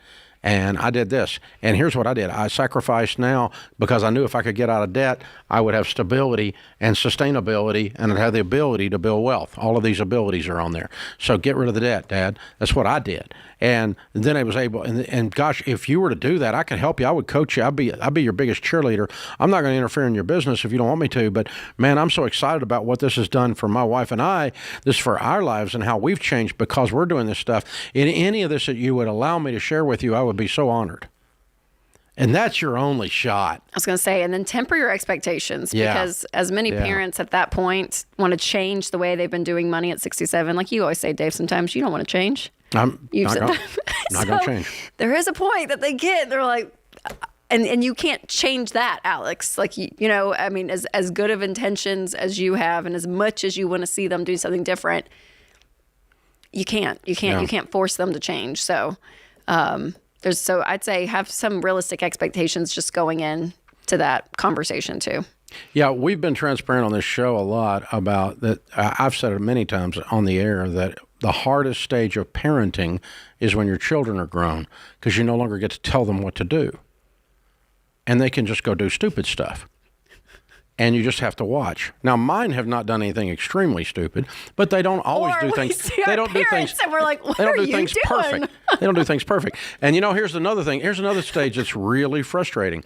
When your parents won't do what you think they should do. Yes. And you think what your parents are doing things that you think are stupid. That's hard too, right, Y'all Rachel? don't do a lot of that. Right, but... Rachel? We're not doing anything extremely stupid. But the it's truth just, is, you're all adults. I can't believe you bought that table. And I can't believe you're spending that on that. I can't believe but you never say that because it doesn't do any good.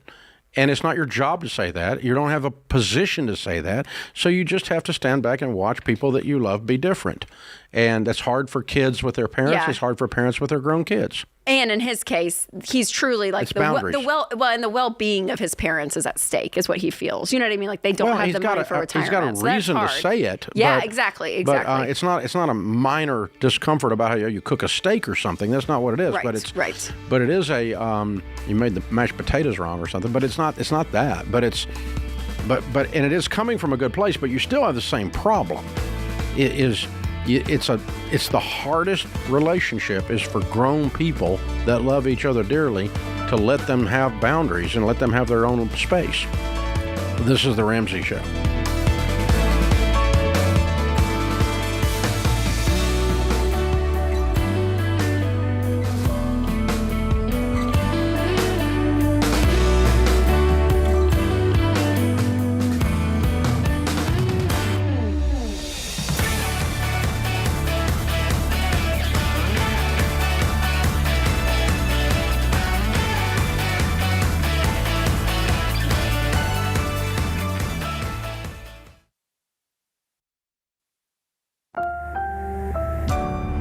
Brought to you by the EveryDollar app. Start budgeting for free today. Live from the headquarters of Ramsey Solutions, it's the Ramsey Show, where we help people build wealth, do work that they love, and create actual amazing relationships. I'm Dave Ramsey, your host. Thank you for joining us, America. Rachel Cruze, Ramsey personality, #1 best-selling author many times over, and co-host of the Smart Money Happy Hour show with our own George Kamel, all on the Ramsey Networks. She's my co-host. Oh, and my daughter today. Political correspondent this week as well. So if you need any politics, I love politics. She's our internal update on this, and she has way too much fun with the I circus. just love watching the conventions. I love all of it. So I'll be watching now. I'll be watching the Democrat in August. I'm watching all of it. All of it. Every speech, everything. I love it so much. I do. I love it. But in the meantime, we're going to harness all of that energy to help you folks right here. Susan's with us in New Orleans. Hi, Susan. How are you? Hi, I'm well. Thank you so much. Good. How can I help? Well, I'm learning how to navigate my finances alone for the first time in 30 years. And I hope that I'm not confused, but I have a $750,000 variable life insurance policy that I've had for about 20 years. It's something I carried after leaving one of my employers. And I've recently looked into this to try to understand more, and it has about a $1,500 cash value. After years of paying hundreds of dollars a month in life insurance and its premium. Wow. You said well, recently alone. Good. Are you widowed or divorced? I'm divorced. Okay. After how many years of marriage? 30? Yes, sir. Wow. I'm sorry. That's a heartbreak. And who's this policy with? Which company?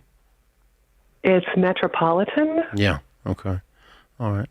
Typically, what a variable universal life policy applies to is, obviously, it's a type of cash value policy that you pay extra for beyond what you would pay for term, and the extra goes into an investment. And with variable, it generally is mutual funds that you select the mutual funds, or they select them for you with a rubber stamp situation, and you don't even realize you did it. But basically, it's going into that. Then they take all of their fees out, and so you don't get anywhere near the return that you would have gotten.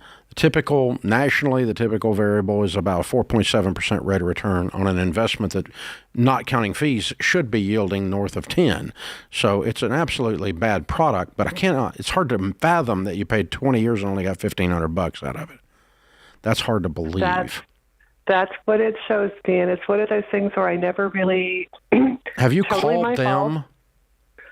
No, that's on my list, but I just wanted to really start to understand more about the policy, so that I had some information. It's possible that it is a dumbed-down product that was sold as an HR benefit through a benefits company, and by dumbed down, I mean that they didn't charge you enough over what the actual life insurance was for there to be any going into savings hardly. Okay. And so I don't know what you've been paying, but or the policy $750,000, so it's less than $1 million policy. How old are you today? I'll be 65 in September. So you bought it when you were 45, and was it guaranteed issue? Meaning, did they make you to go through a medical? No, it was one of the benefits that I signed up for when I went with that employer. Right, but they did not have any medical and check. Like if you bought $1 million policy, they're going to check medical usually. Yeah, no, sir, not any of that. So guaranteed issue is what that's called, and that's a standard in the benefits world. There's nothing wrong with it, but it's a more expensive type of insurance because they're taking more risk because they're not checking people's medicals. That makes sense? Okay. And so you're probably paying a lot more of what you were paying. A lot more of it was going towards insurance versus if you had just bought a regular variable universal from them out in the open market and done a medical. So that's part of where you got ripped off probably. And my other guess is that if I knew the premium amount, it probably wasn't enough to have a lot spilling over into cash value. So it's very possible that what you've learned is true. I'm sad to say. Now, the good news is you can stop doing it. You have a hole in your pocket. You don't keep putting money in it. And then we need to ascertain even if you need life insurance at 66 years old or 65 years old. Right. So do you have assets? I do. I own I don't have any debt except for the mortgage on my house. Mm-hmm. And then I have I have two fixed retirements, one from my military service, one from my current employer. Is there any children that came on late in the game that are still dependent upon you? No, sir. Okay. So financially speaking, not emotionally or relationally, but financially speaking, no one's counting on you. So if you didn't leave life insurance from a dependent standpoint, the family's not going to be damaged. No, I would like to have life insurance that would cover any mortgage amount I would have so my children wouldn't assume that. They don't assume it. The house will cover it. Okay. Yeah. You don't need to leave your house mortgage free by paying this policy.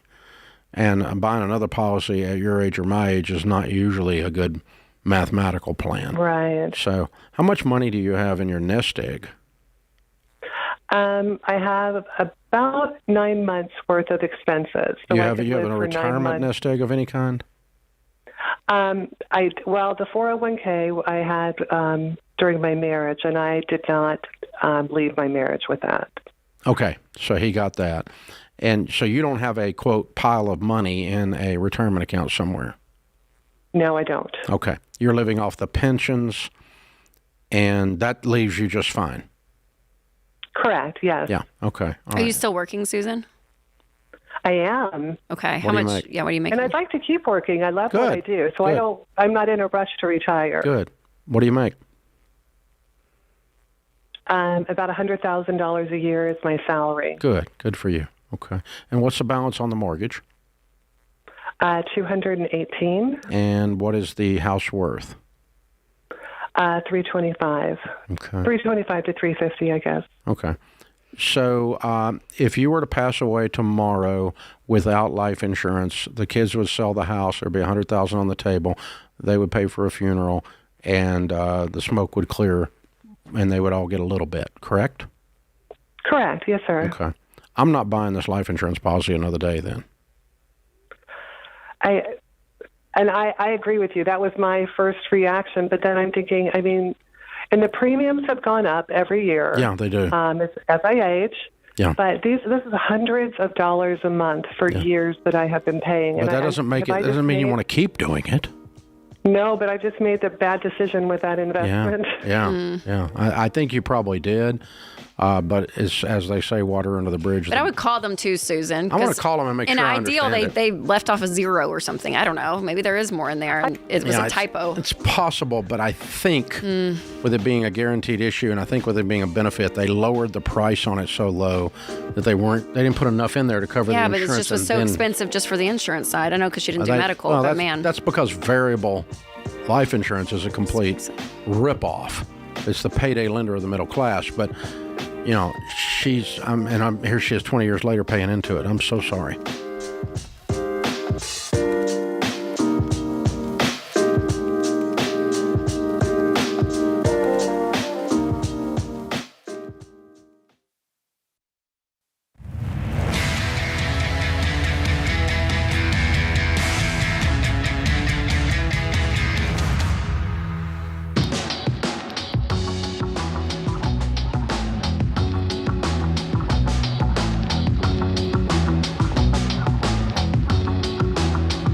Rachel Cruze, Ramsey Personality, is my co-host. Open phones at 888-825-5225. If you invest $100 a month from age 25 to age 65 in a decent growth stock mutual fund, it will be $1,176,000. So you should be taught this in the 6th grade so that you start investing in your 20s, because it doesn't take a lot to become wealthy. Our last caller put hundreds of dollars a month for 20 years into a rip-off life insurance policy. My point is, if she had put that money in a fruit jar and just stacked it in the cellar, she would have a whole lot more than she has in that policy, like tens of thousands of dollars. I mean, she's putting in, let's say hundreds a month. Let's say $200 a month. Okay, that's $2,400 a year, and so in 10 years, that's $25,000. In 20 years, that's $50,000 would be stacked in her cellar. If they have $1,500 as her cash value, what that tells you is they screwed her. That's what that tells you. Okay?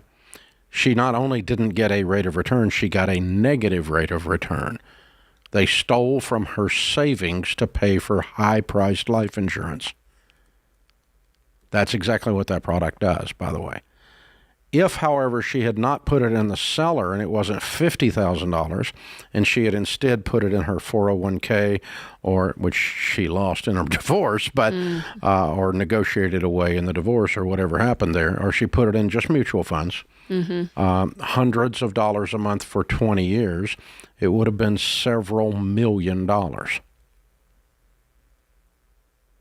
And so that's how bad these cash value life insurance products are. It's not just a little bit wrong, it's millions of dollars wrong over 20 years. Millions with an S. Lots of millions. That's just bizarre to think about. And if you wonder how as a buddy of mine used to say all the time, there's two main towers in the skylines, banks and life insurance companies. And in the old days, particularly, that was true. In the skyline of the average city, when you drive in, there's two sets of towers, banks and life insurance companies. And who you think built those? Well, it wasn't built by Santa Claus. You built it with your money getting screwed by those people. in both cases. Yeah, so instead of $200 going to an insurance policy, she could have paid $30, $40 for a term life, and then you would have had $150 to invest, right? Like that's the problem is the difference for $1 million in what you pay. a term, you could buy that easy at 45 years old. Yeah, and so you buy inexpensive term insurance for the time that you actually do need life insurance. Yeah. Half the time she kept this policy, she didn't need it. She kept it because it was an investment. Yeah. In air quotes, an investment. Larry is with us. Larry is in Kansas City. Hi, Larry. How are you? Doing better than I deserve. Cool. How can I help? So a little backstory. I come from Seattle, and I ran a company there for 10 years. Basically got it from $2 million to about $17 million when I left. And now I live in Missouri, close to Kansas City. And I came across this business here that's the couple that owns it, they're elderly, and they're willing to sell it. I guess I just kind of came across,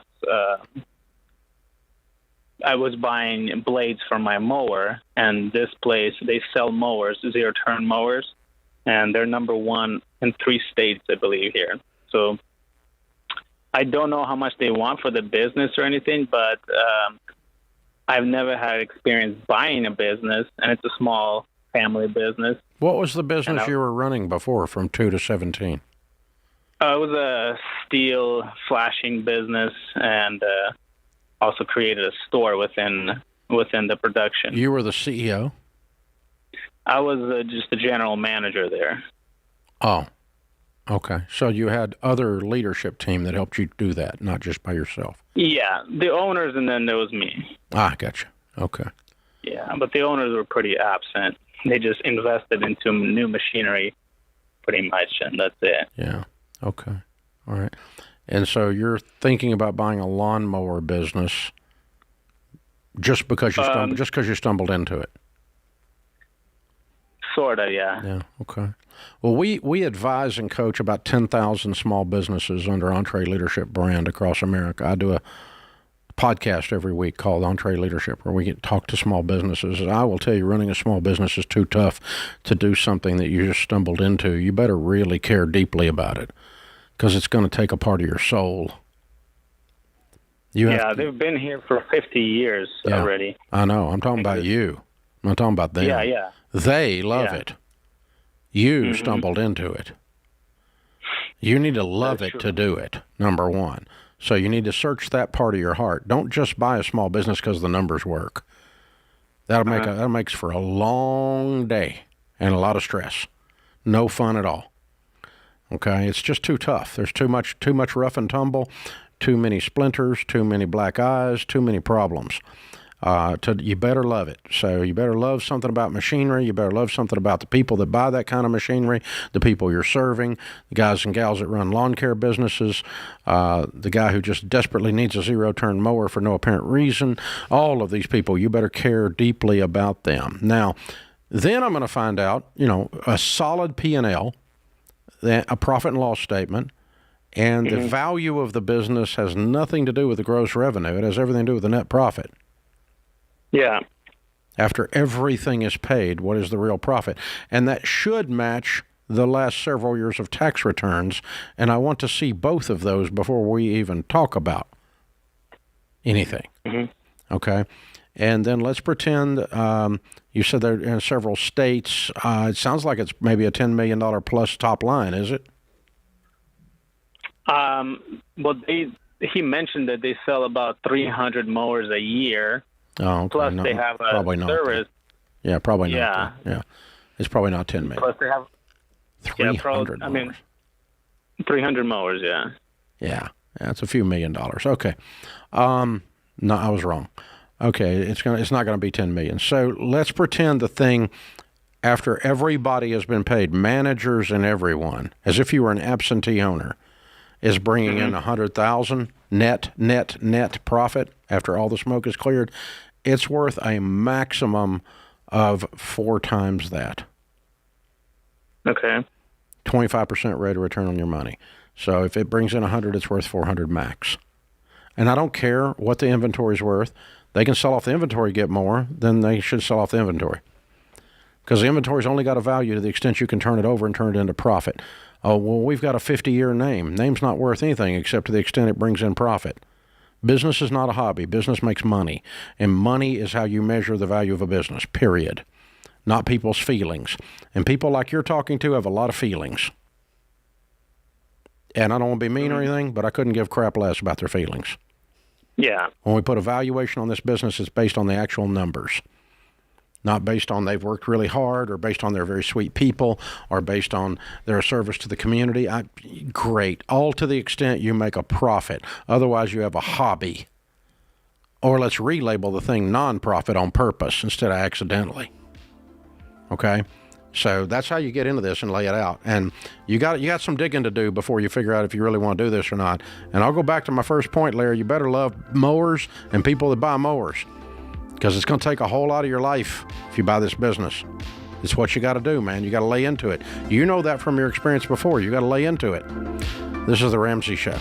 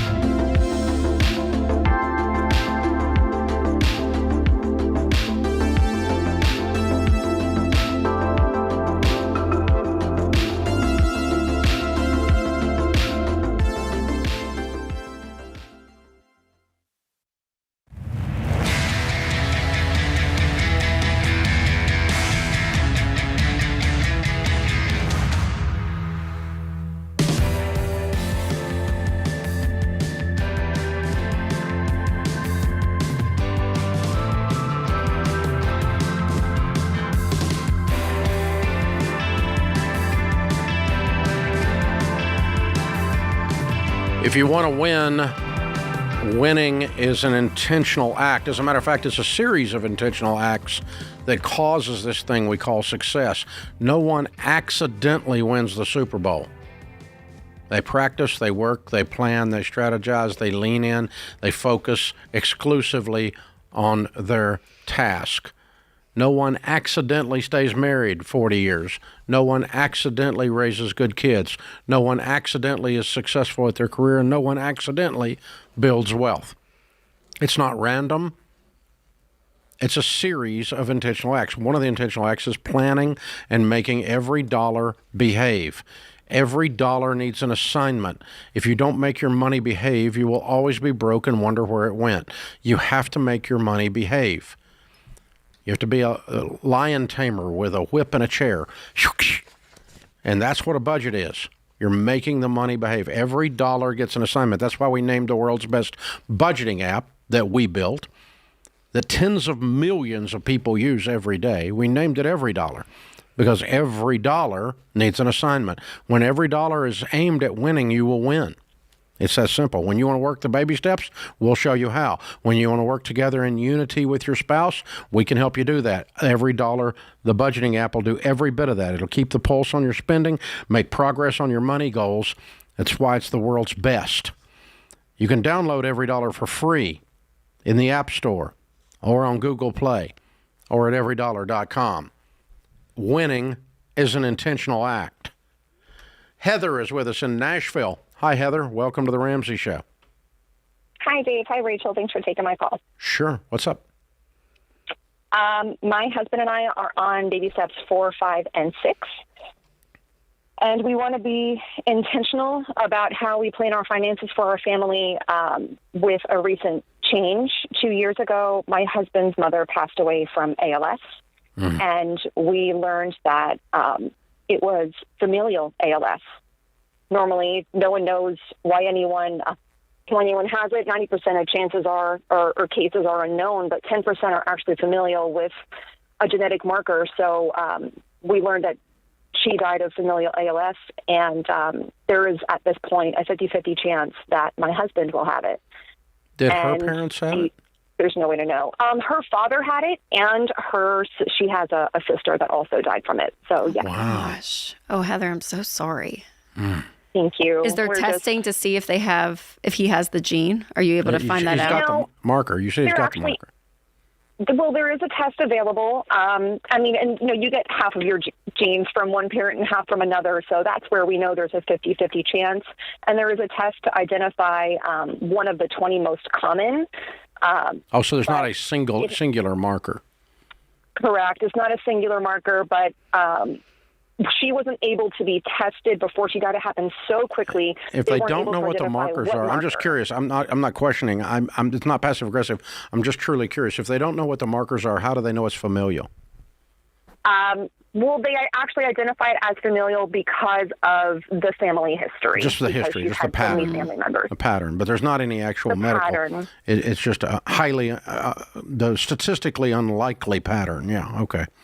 Precisely. That makes sense. Okay. But it's been my husband's decision. How old is your husband? He's 40. Wow. Okay. And I'm 38. So you guys are checking those markers just to... Yeah, will y'all run that test to see out of the 20 genes? For peace of mind or whatever? It's interesting you ask that. My husband has decided that he doesn't want to do it. Okay. Because he just wants to live every day to its fullest and not plan for a death, but we want to be financially stable and make the right decisions for our family. So I'm just looking for some advice. Wow.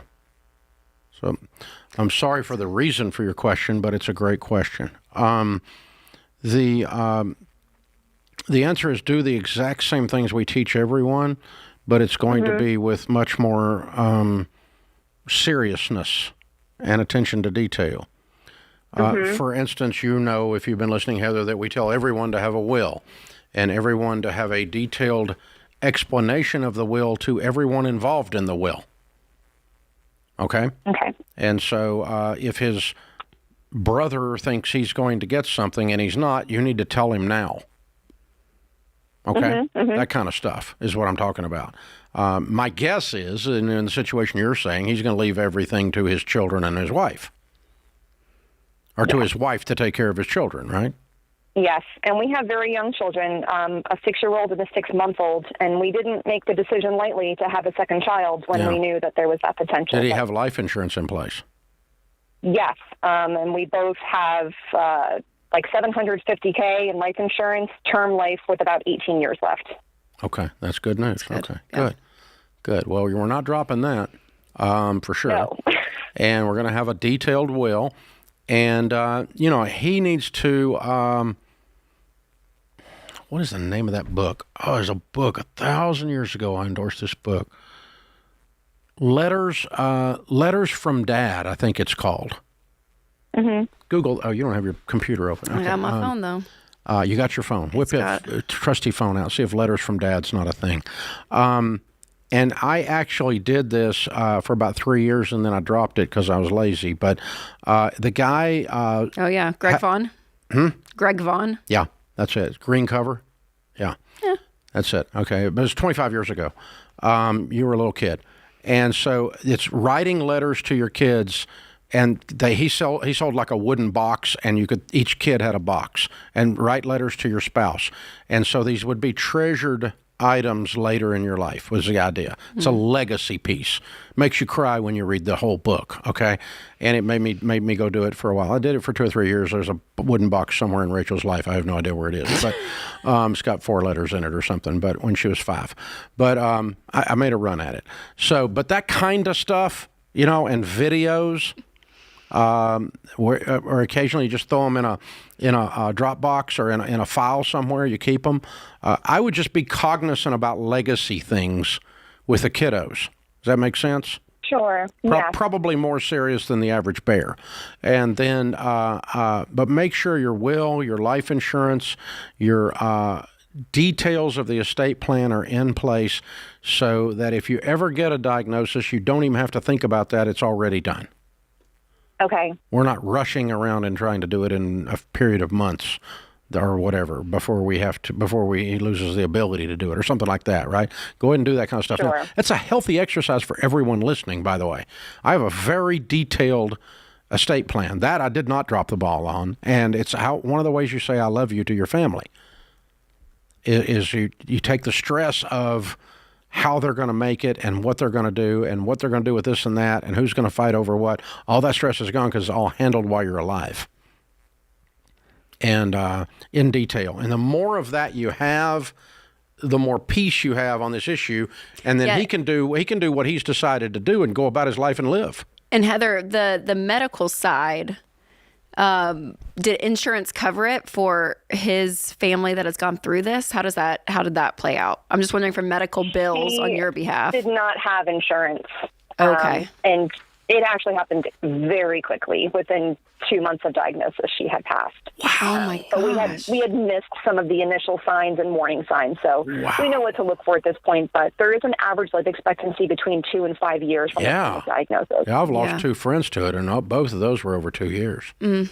So from a medical bills side, right? Does insurance? Have you guys looked through? Do you have adequate insurance that if this did come, that most of it would be covered? Do. Okay.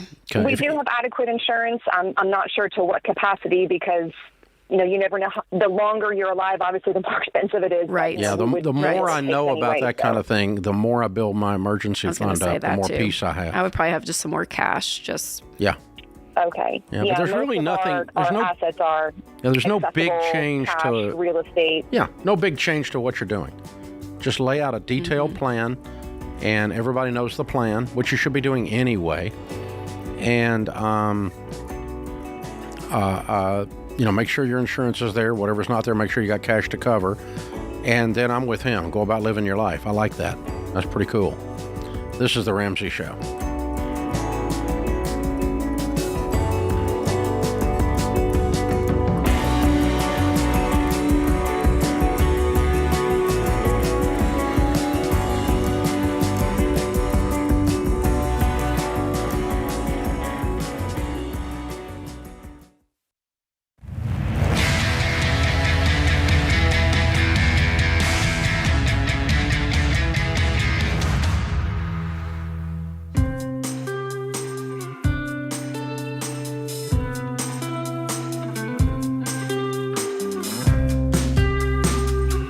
Our scripture of the day, 1 John 5:14. This is the confidence we have in approaching God, that if we ask anything according to his will, he hears us.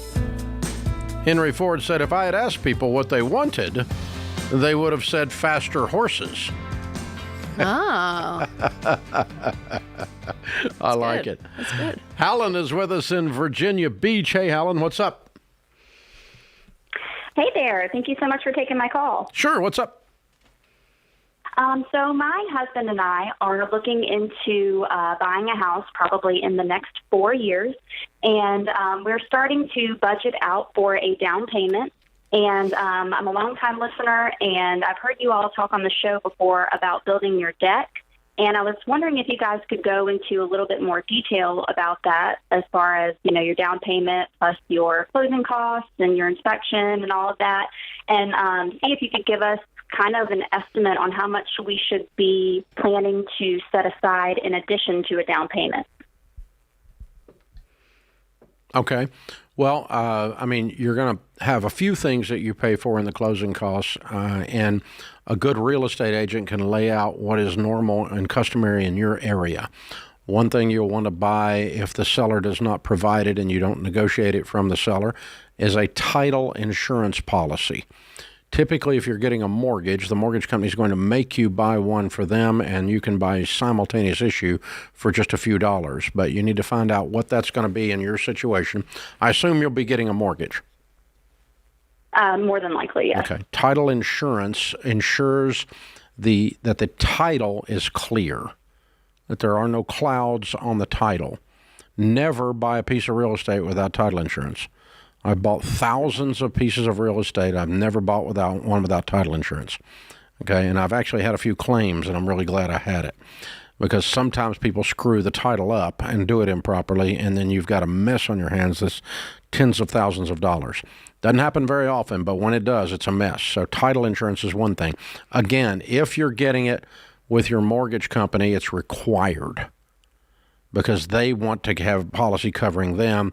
You can get a simultaneous issue for a few $100 that covers you as well. So that's one thing. The second thing is you're going to have prepaids, they're called.